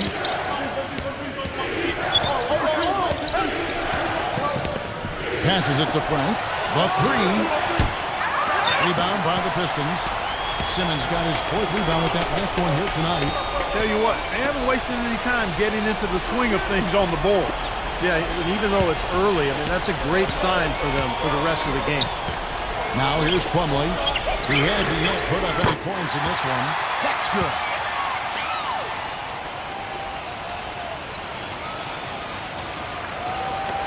"16 seconds left in the first quarter of the game. Outside Anthony. It's Carmelo Anthony on the wing. And he comes off the screen to bury the jump shot. Anthony's got his first basket. He had a whole lot of space to get that shot off. Yeah, I don't think the defender did a good job there of getting over the top of the screen. The basket's coming early. Coming up this Now the second quarter getting ready to start up. And guys, let's get your take on the scoring breakdown so far for the Pistons. Now, they didn't waste any time getting into a groove out there. They're dialed in from long range. The other thing they've had going for them tonight is their passing. I mean, doing a nice job. Plenty of their points early on coming off assists. And now, brought to you by Gatorade, all fueled up and ready to go. Let's reset our lineups. On the floor for Detroit. And it's going to be 2 free throws. Drew contact on the shot. Well, guys, with the style of defense he plays, an opponent better make sure every pass is a smart one if he's around. Because if it's not, it'll be in his hands before you know it, heading the other way for an easy lay-in. That's true. And it's spectacular shot blocking, something else to look for, especially recovering on the break. He can run you down and send it away in a heartbeat.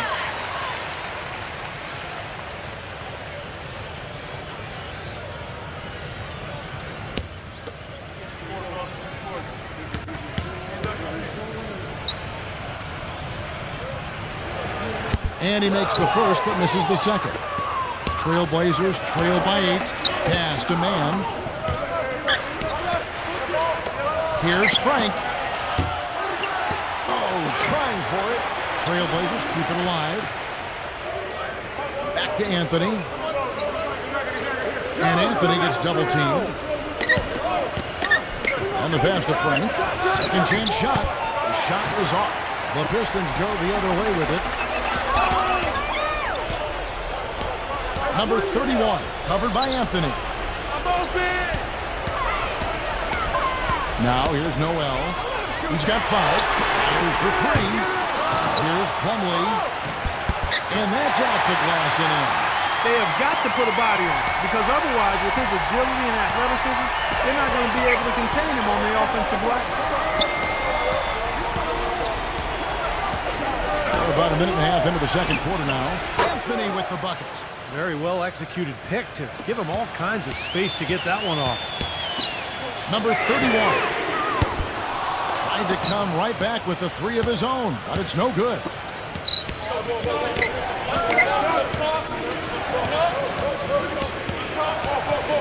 Outside Anthony. He passes to Frank. The 3. That's in there. Anthony with the assist. Anthony's got his 3rd assist on the night. Pistons leading by 4. Number 31. And they come right back with their own 3-pointer. Seems like guarding him on the perimeter is not a priority for this defense, but it will become one if he continues to knock them down. Anthony, the pass to Frank.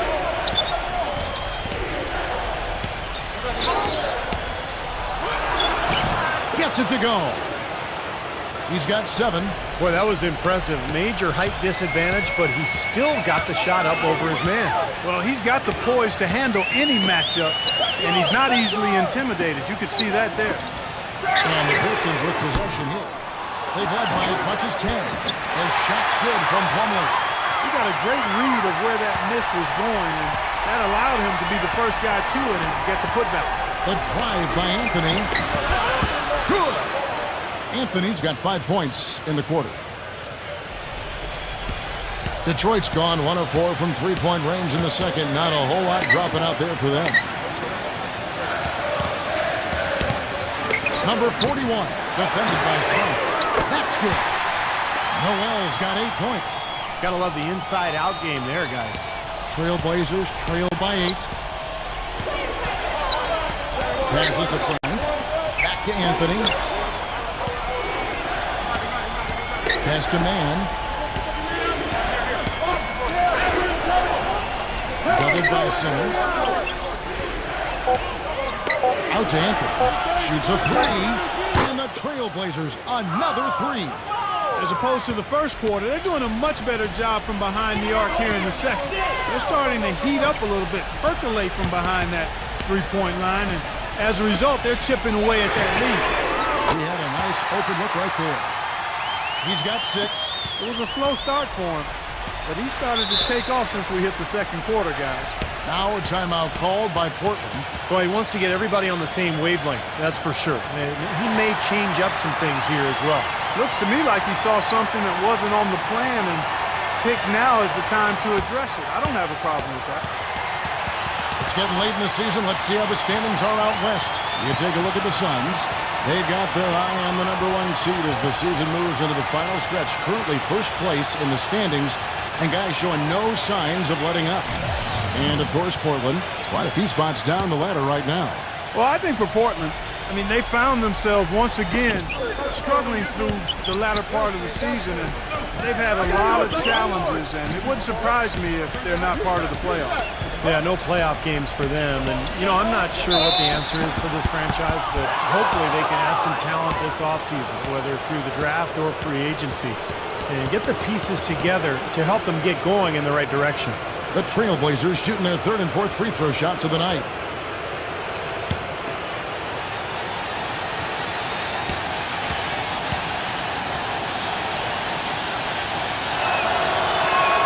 That free throw good from Frank.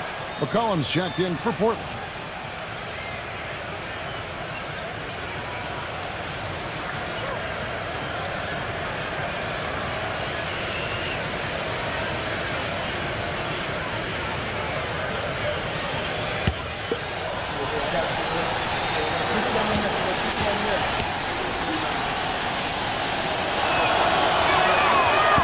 No good on the second free throw.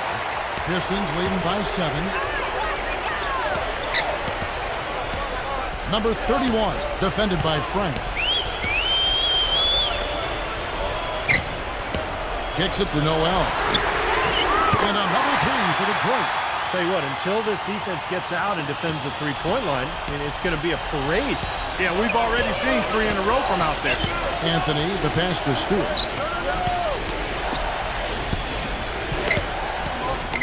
To the inside. Whoops, anticipated the pass. Turnover. Here's Noel, and Anthony sends it back. And it's out of bounds. The Pistons able to retain possession here. And here we have some expert playmakers at the 2-guard position. Since the All-Star break, these are the shooting guards averaging the most assists per game. 4th, C.J. McCollum. That list of players just goes to show that great passing doesn't just come from the point. And the way these guys distribute the ball from the 2 spot is really a thing of beauty. And, Steve, if you want to take your place among the great shooting guards in the NBA, you have to be able to do more than score. You got to pass it as well. And a lot of these guys can't. And 2 shots coming up at the line as he gets fouled on the shot. The Pistons shooting their 7th and 8th attempts at the foul line tonight.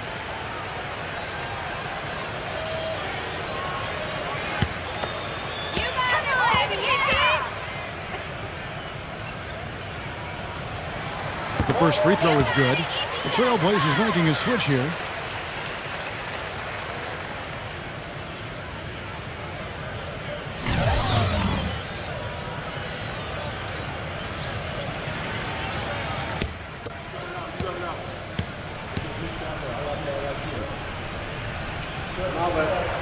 He hits one and misses one, each at the line. Trailblazers trail by 11.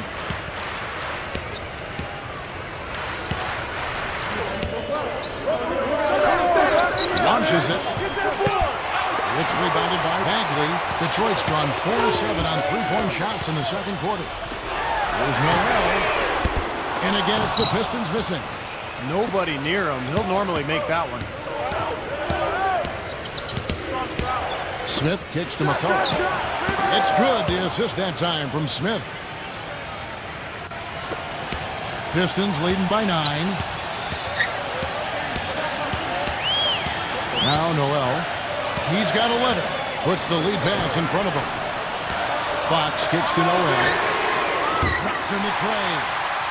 Noel's got 9 points now in the quarter. That's 12 straight points coming off 3-pointers. I mean, somebody do something defensively. Well, I agree with you. I mean, who's going to step up? They're rolling out there now, so you got to get in their chest, make them uncomfortable, and try to deny those looks. Pistons have gotten 7 of their 12 field goal attempts to drop here in the second quarter, up over 50%. And Fox gets it to go. Well, they've settled into a pretty nice groove here offensively in the second quarter. Yeah, I like the way they picked up the pace shooting the ball. I mean, the field goal percentage upwards of 50% now. Now here's McCollum. Right now averaging 21 points a game. Good work defensively by Smith.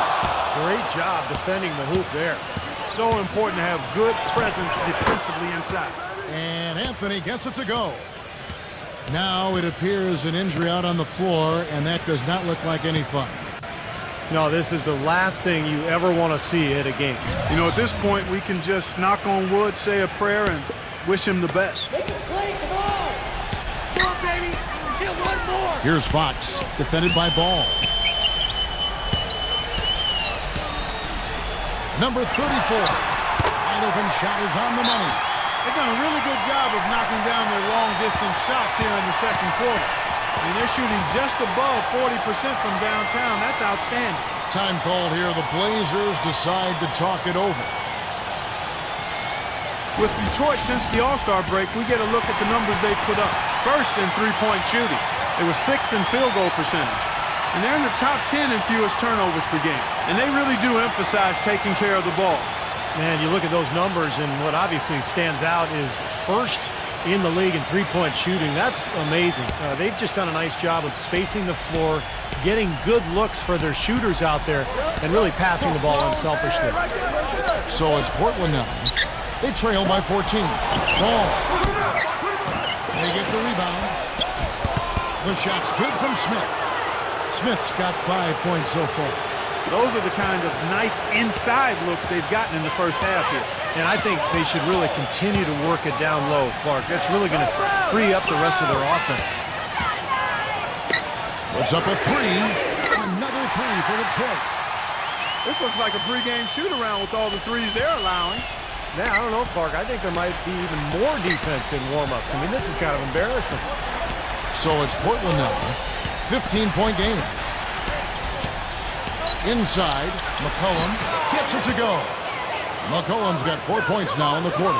Took advantage of some shoddy defense there. They've got to at least get a finger on it.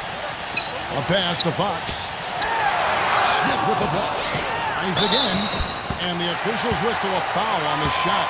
The bucket's good. He'll go to the line.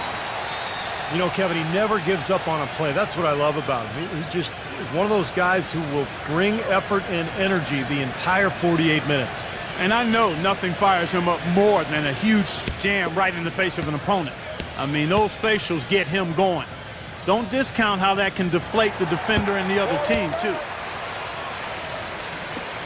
1:49 left to play in the first half. Moment here now for an injury report. Kevin, I briefly chatted with the head athletic trainer for the Portland Trail Blazers. It's bad news, I'm afraid. He's saying that it looks like a broken ankle, which can truly be a devastating injury. If he were to miss some time, it would be a very tough loss for his team down the final stretch of this season. They are hoping that doesn't happen, guys. Thank you, Doris. Boy, you always hate to see anyone ever deal with any sort of injury. Yeah, but it's part of the game, Kevin. Almost everybody goes through it eventually as a player, so you just have to deal with it the best you can. Unfortunately, it is that, Steve, and it's painful to watch your teammates out there because you're helpless in that situation. Here's Smith after the made shot from Fox. Smith dishes to McCollum. Just 5 on the clock. From deep. Ball.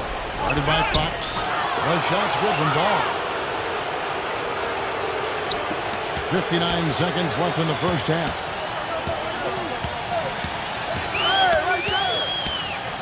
Now the pass to Fox. That three off the mark. Even though he isn't having the best of games from the floor, it hasn't seemed to hurt him. Hit me, I'm open. Smith drives in, lays it up and banks it in. Smith's got 4 points this quarter. They're forcing the ball inside, and it's working beautifully. Yeah, the defense has been futile here. 5 of the last 6 field goals in the lane. The Pistons working the ball around now. His foot. No good from outside. Trailblazers trail by 14. Get there. Smith outside. He feeds it to McCollum. Lots of room. The shot no good. I tell you what, folks. I bet he won't miss that shot next time he takes it. Here's Fox. He squares up and sinks it. 10 points for him. And through the first half, a pretty lopsided affair. Pistons ahead, up by 16. It's the NBA on 2K Sports from the Palace of Auburn Hills. And now, brought to you by Sprint. Welcome, everyone. Let's see if we can spice up your Tuesday night with a little halftime report. A great team effort by the Pistons so far. A nice job of sharing the rock, making plays for one another offensively. For the Trailblazers, though, not the same story. They've been getting roundly outplayed up to this point, and they'll need a bounce-back effort to make up for it in the second half. A slow go so far for C.J. McCollum. Another ragged shooting game for him. He's had more than a few lately. And let's look ahead at the games that won't be tipping off until the Bucks will face off against the Magic. The Sprint Halftime Report, presented by Sprint. Welcome back, everybody. Third quarter just about to get going here in what has been so far a runaway game. Complete domination. What a game for Noel. He has 14 points, and he's added to his numbers by hitting 4 shots from the three-point line. Well, 12 points from long range, so the defense has to figure out a way to defend him a little differently, try to get into his airspace. On the floor for Portland, they've got McCollum, and it's Ball in at the point guard position. Smith kicks to McCollum. Back to Smith. 6 to shoot. And lots of contact there. Missing the shot. He'll shoot 2. The Trailblazers shooting their 5th and 6th free throws of the game.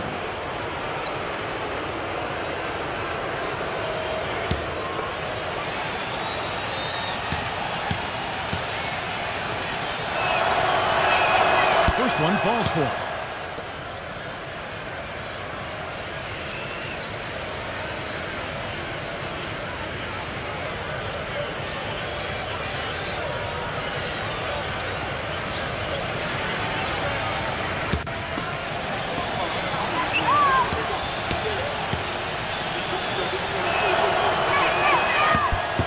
Good on both.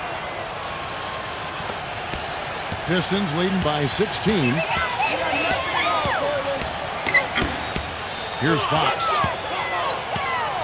Yeah, you know, these calls can be some of the toughest in the game for the officials. It all happened so fast, but I really think that was the right call. The defender was not really set in that situation.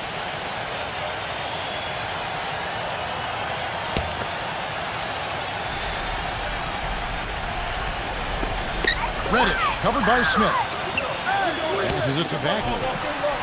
And that one's good. He's got 8. That's really told the story today, guys. I mean, throughout this game, they've been able to get the ball in tight and then finish. Yeah, Clark, they've been more active and more physical down low, and I think that's been the difference. Pass to Stewart. Clock at 6. And there's the feed to McCollum. He passes it to Ball. Three-pointer. And yes, sir, that one drops. Of all the guys you want to leave open out on the perimeter, he is the absolute last guy on the list. Attention to detail. Know your personnel. Ready. And right away, they match it with a three-pointer of their own. Perfect on their first 3 shots now. That's the way to start the second half. Now here's McCollum. T right on him. And there's the pass to Ball. Launches a 3. And the Trailblazers another 3. Well, he certainly isn't the one to blame for them being in the hole. He's been on the money with his game. Here's Fox, defended by Ball. Baseline try, and he gets the jumper to drop. He's got 13. And what jumps out at you guys, the assist totals. I mean, they have been dominant in that category. It's the ball movement, the player movement, a great rhythm to their offense. Clearly seems to me a different mindset between these teams. Now a timeout called by Portland.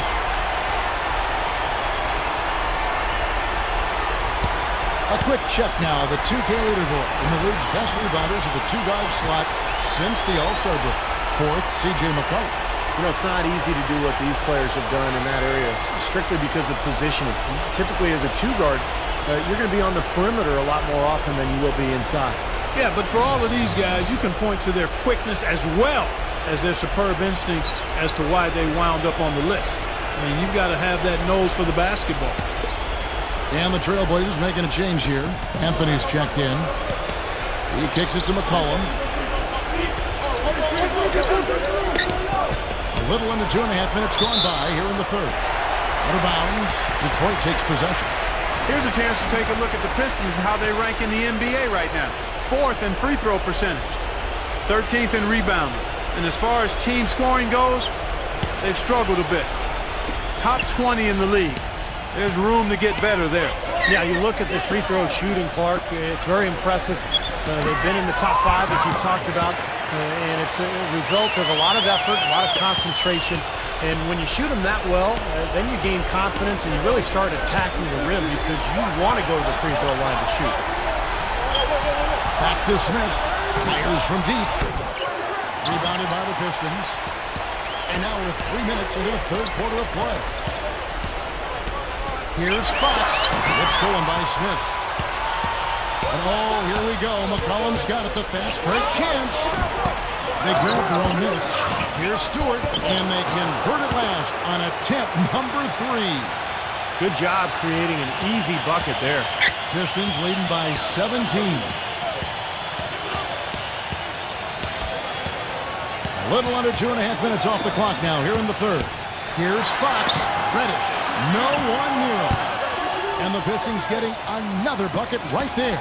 Boy, they are passing the ball very crisply right now. They sure are. That's 3 straight buckets that have come off of assists. Outside Anthony. Here's Ball. And so he draws the foul on the shot. A trip to the line to shoot 2. As we get a break in the action now, let's take a look at the East and how the teams are stacking up. You look at the Bulls. They're second in the conference and looking to finish strong heading into the playoffs. And, of course, there's the Pistons. They're down in the 9th position. Well, right now for the Pistons, they've shown a lot of guts to pick themselves up off the deck after a terrible season last year and to begin building something positive going forward. I think the main thing their fans wanted to see this year, Clark, was their team just being competitive every single night and giving themselves a chance to win. And I think they've done exactly that. He hits both from the stripe. 100% free throw shooting this half, guys. Efficiency is so crucial when you're trying to overcome a deficit, Steve.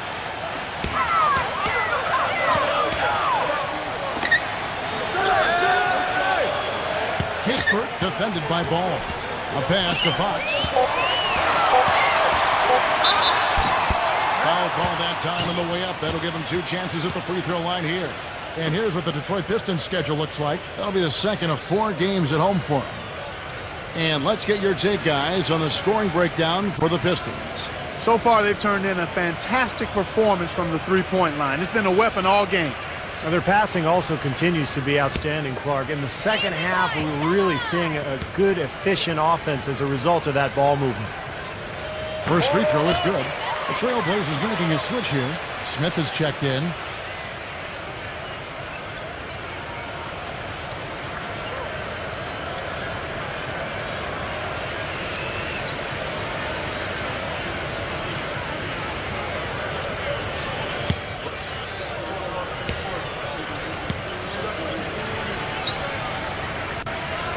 And that's good as he hits both of his shots. Trailblazers trailed by 19. Ball guarded by Fox. Ball, the pass to Carmelo. Out to Smith. Passes the ball for 3. Again, the miss by the Trailblazers. Reddish takes it into the teeth of the D and converts the way up. He's got 19. And they've really come out of halftime with the eye of the tiger. Plenty of fire in their eyes and tremendous focus and intensity. McCollum off a pick from Smith. And the basket by McCollum. That's just a case of two teammates working perfectly together. One setting the screen and the other using it to get that separation. And he was fouled on the way up. 2 free throws now for him. And now we'll look at the upcoming schedule for the Portland Trail Blazers. It's off to Boston for them after this game as they take on the Celtics. They're in the midst of this long 6-game road trip. That will be game 4. The Pistons have shot 9 of 11 at the free throw line.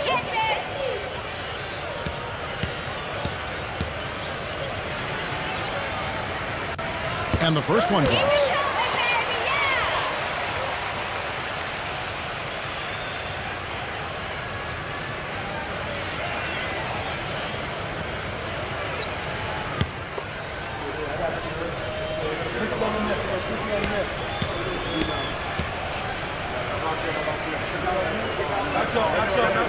Both good from the line that time. They got to keep fighting their way to the line, guys. This half, it's been nothing but success for them there. And their confidence has to just continue to go up the longer their perfection continues. Pass the ball. The 3 ball. And the Trailblazers, another 3. You know, defensively, you cannot forget about him. They gave him a wide open look there.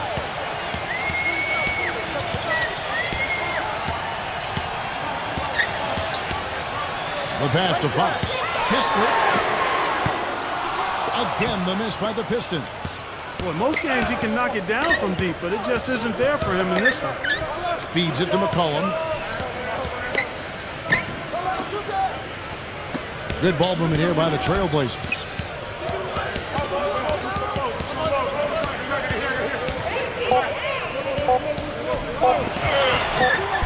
Shot is off. Now the Pistons take it the other way. Their biggest lead of the game was 21. And the rejection by Smith. Number 31. Kept alive. Number 34. Another miss. Boy, they had their chance there, but couldn't get it to go. Cullen passes the ball. Screen by Smith. Gives him the lead pass. McCollum kicks to Anthony. No good with the triple. Pistons leading by 17. Fires the 3. Fox, no good. Portland's gone to the three-point shot 8 times already in the second half and hit 4 of them. Now the dish to McCollum. Kicks to Carmelo. From deep. And the shot is good. They got on this roll a while ago, and they just haven't looked back. That's 2 straight quick 3-pointers they've allowed. They better not make it 3 straight, because now all of a sudden you're looking at a hot streak. It's taken away by Smith by himself. And McCollum throws it down hard. Textbook example there of how to use defense to create offense. Yeah, beautiful transition play after the steal all the way to the basket. Wasted no time going from defense to offense. Yeah, it feels like they're starting to pick up the intensity as the game itself starts to get a little more tight and close.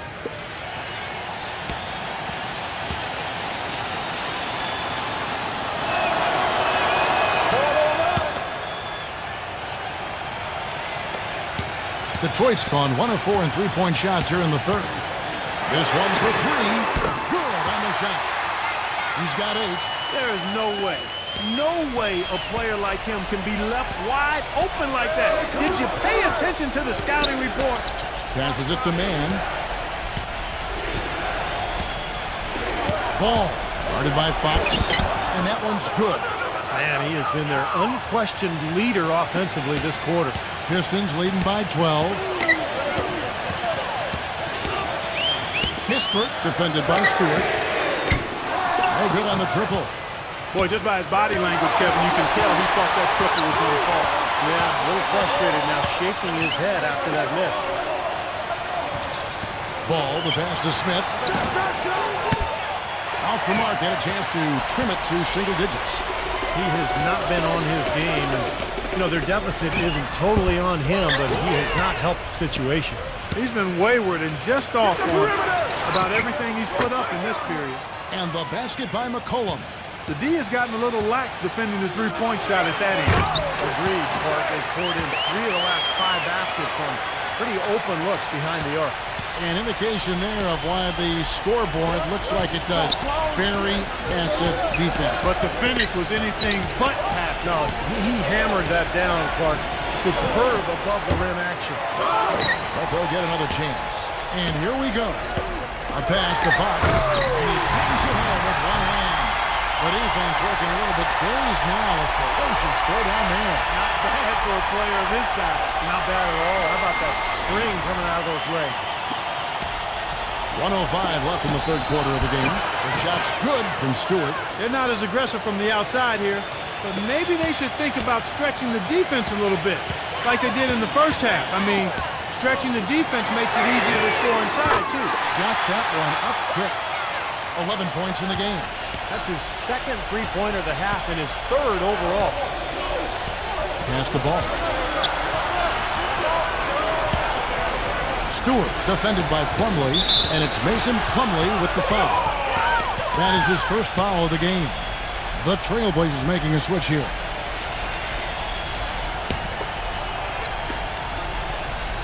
Man passes to McCollum. Portland again missing. Pistons leading by 14.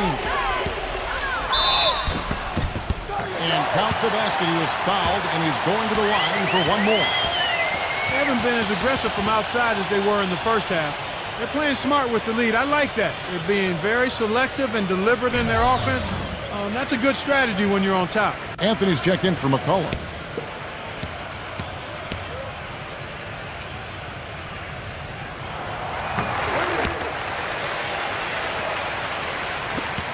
.29 seconds left in the third.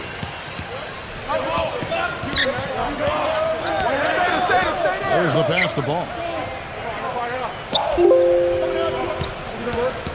16 seconds left in the third quarter. It's been a great day for them on the boards, Clark. That's definitely been a major factor in building this big lead. And, you know, from a number standpoint, the advantage might not be that large, but they have been manhandling them inside. And as we end the third quarter, a double-digit deficit will make it tough to come back. Pistons lead by 17. And do not go away, as we'll be back in just a few moments with the start of our fourth quarter coming up next.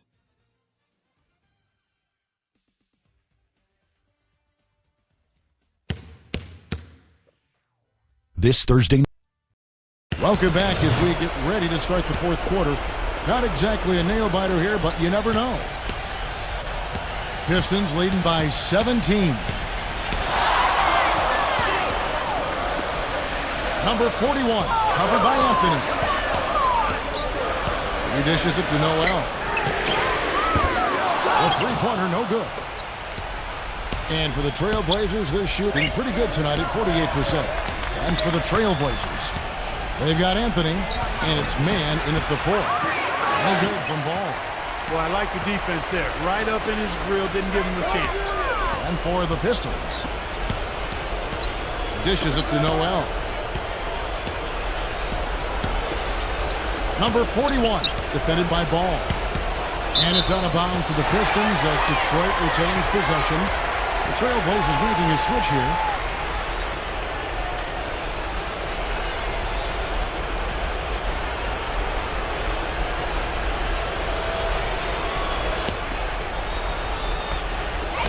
Shot clock at 6.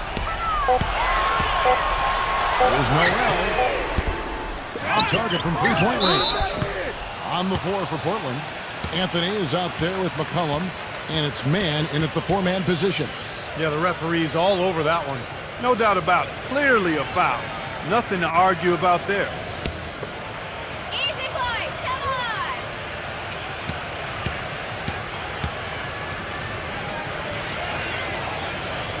on! And he makes the first. Smith checked in for Portland.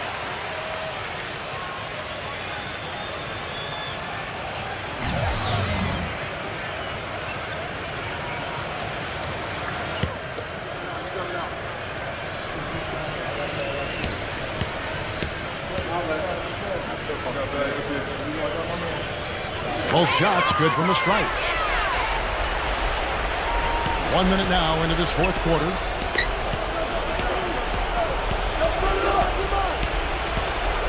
Outside Anthony. Pass to Frank. He feeds it to Smith. Here's Stewart. Rebounded by the Pistons. Boy, they've really dominated on the glass, and of course they've done a lot of good things here tonight, but the rebounds have played a major factor. Hey, Steve, you know rebounding always one of the key barometers in determining the victor. Trailblazers trail by 19. Anthony defended by Noel. The shot misses off the right iron. Well, there was no hand in his face right there. I thought for sure he was going to knock that down.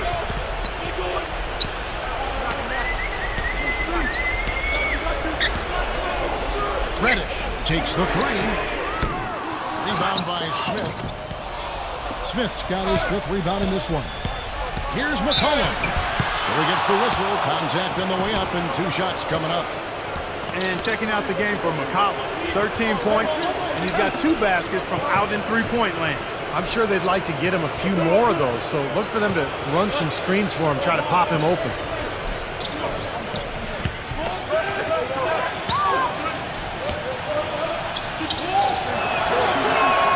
And he knocks down the first one.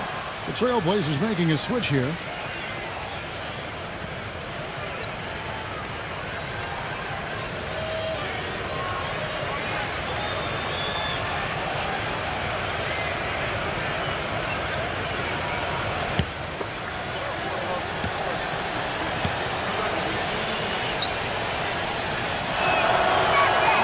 All free throws good from McCollum.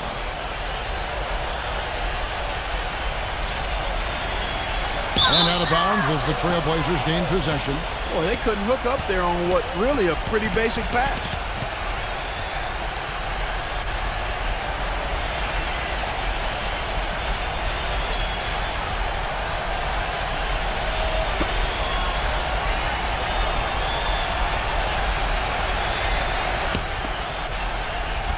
Trailblazers trail by 17. Pass to Man. Smith outside. And some nice ball movement here by the Trailblazers. Back to Anthony.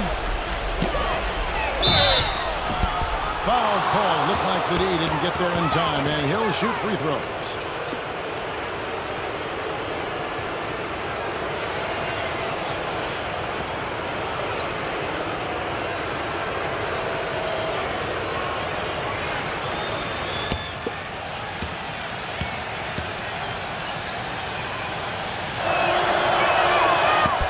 Free throw missing.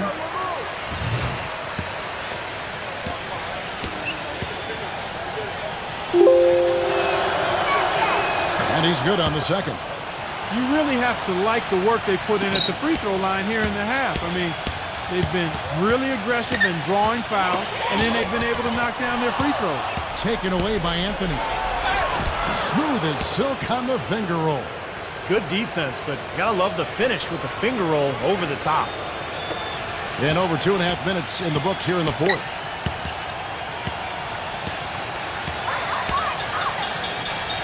It's tipped. A pass to Fox.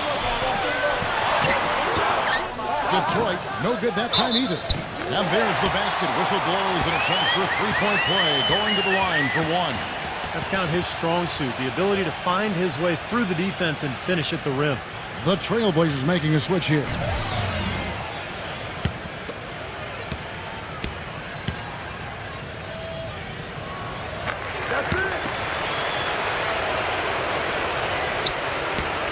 Trailblazers trail by 17.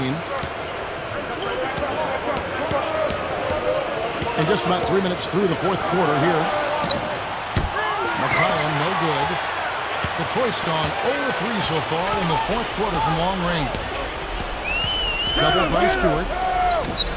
Here's Fox. No good off the back of the rim. It's rebounded by Stewart. Great job defending the hoop there. So important to have good presence defensively inside. Screen by Smith. Ball to pass to McCollum. Smith on the wing. And it's blocked by Bagley. The pass to Fox. Banked in off the glass. And the Pistons lead by 19. And here are the Trailblazers now. And here's McCollum. Passes it the ball from downtown, and the shot is good. 21 points in the game. That's more like it. That's 9 points for him coming off three-pointers in this half. Pass to Fox. Here's Bagley. A pass to Fox. Reddish. Here's Fox. Covered by Smith. But they get it back. That's not a bang down low. His hard work gives him another possession. Hey, you got a guy outside! Reddish. Covered by Smith. That's good. He is feeling a terrific percentage from the field. Trailblazers trail by 18. The feed to McCollum. He kicks it to Smith. Smith off a bit from man. 5 to shoot. The jump hook. No good from Stewart. That was not pretty there. You got to make that one, but maybe that's not his range. The pass to Fox.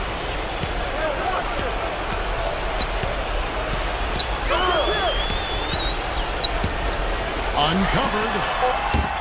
Rebound by the Trailblazers. Smith's got 6 rebounds in the game. Fires the 3. And the Trailblazers another 3. He is sizzling from the arc. A moment to check in with Doris Burke. Doris? Yes, Kevin, Dwayne Casey was just going over the plan with his team. His message, don't even look at the score right now. We've got to make one play at a time and execute. That's how we'll take this thing home. Kevin, he's trying to keep them focused. Pistons leading by 15.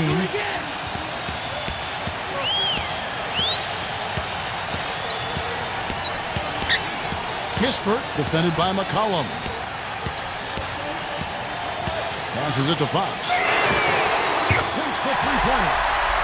He's got 21. Well, it took him a long time to get that three-point range. Maybe this will get him going. Anthony sends the pick to McCollum. Stolen. And now the Pistons. Fast break. Number 34. Slammed home, and he draws the foul. Chance for another point at the free throw line. And it goes on C.J. McCollum. Boy, I love it. Active hands on the steal, active feet on the fast break. And Clark power on the dunk. And guys, this is just too close of a game to be giving the ball up like that and then failing to get back in transition. Pass the ball. Three-pointer.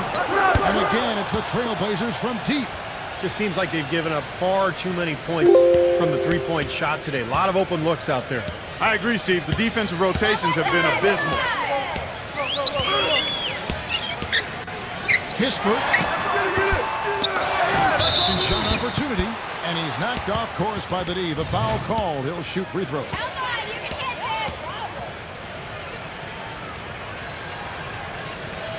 First free throw is good. Well, they're making the defense pay for some of those unnecessary fouls here in the second half. If a team is going to foul you and they won't play defense without fouling you, then make them pay. Cash in from the line. And so he hits both. Trailblazers trailed by 19. Ball, the pass to Frank. Smith. From deep three-point range. Shot misses. Very little success for him behind the arc today. Just one three-pointer in the first half and still none in the second. Reddish. A strong finish under heavy pressure all over. He's got 23. Their interior defense has been dismal. Yeah, and unfortunately their offense in the paint hasn't been a whole lot better. And there's the whistle. Illegal screen. Now, tough call there on that illegal screen. He didn't look set to me, Steve. I thought that was a good call. Pistons leading by 21. Here's Fox. Oh, what a great finish as he gets bumped on his way up. He'll go to the line and try to check out another. They've got to continue to put pressure on the defense by probing inside. That's what's really working for them. And when you're doing the job they are inside, it takes pressure off the perimeter guys.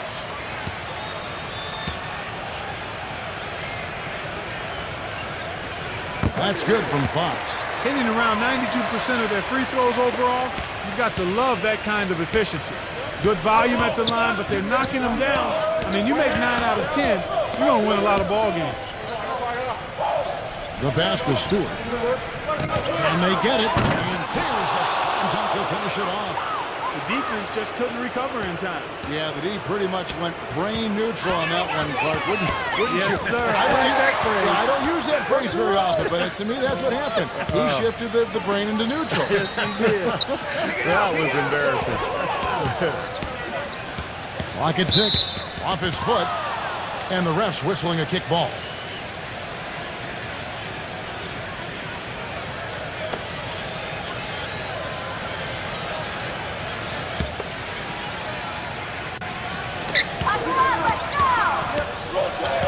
Here's Bagley, defended by Stewart. Here's Fox. And a miss there on the triple. The Trailblazers have gone 5 of 12 from the field entering the fourth quarter. Passes the ball. Feeds to McCollum.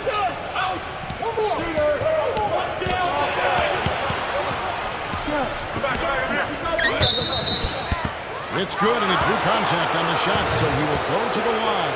A three-point play chance here.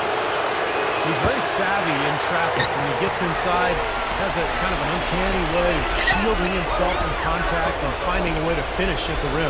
And I also think he might have played a little football, Steve, because he's excellent at intercepting passes. I mean, that seems to be his calling card defensively. 6 on the shot clock. Kicks it to Plumlee. Lays it up and in on the nice reverse. This game's over, guys. I think we can say that with certainty. Yeah, I agree with you there. We have officially reached garbage time. Here's Anthony. Goes to the reverse layup and drops it in. Anthony's got 5 points now in the quarter. Man, he shows us he knows how to finish with a flourish. There's the pick. The dish now to Noel.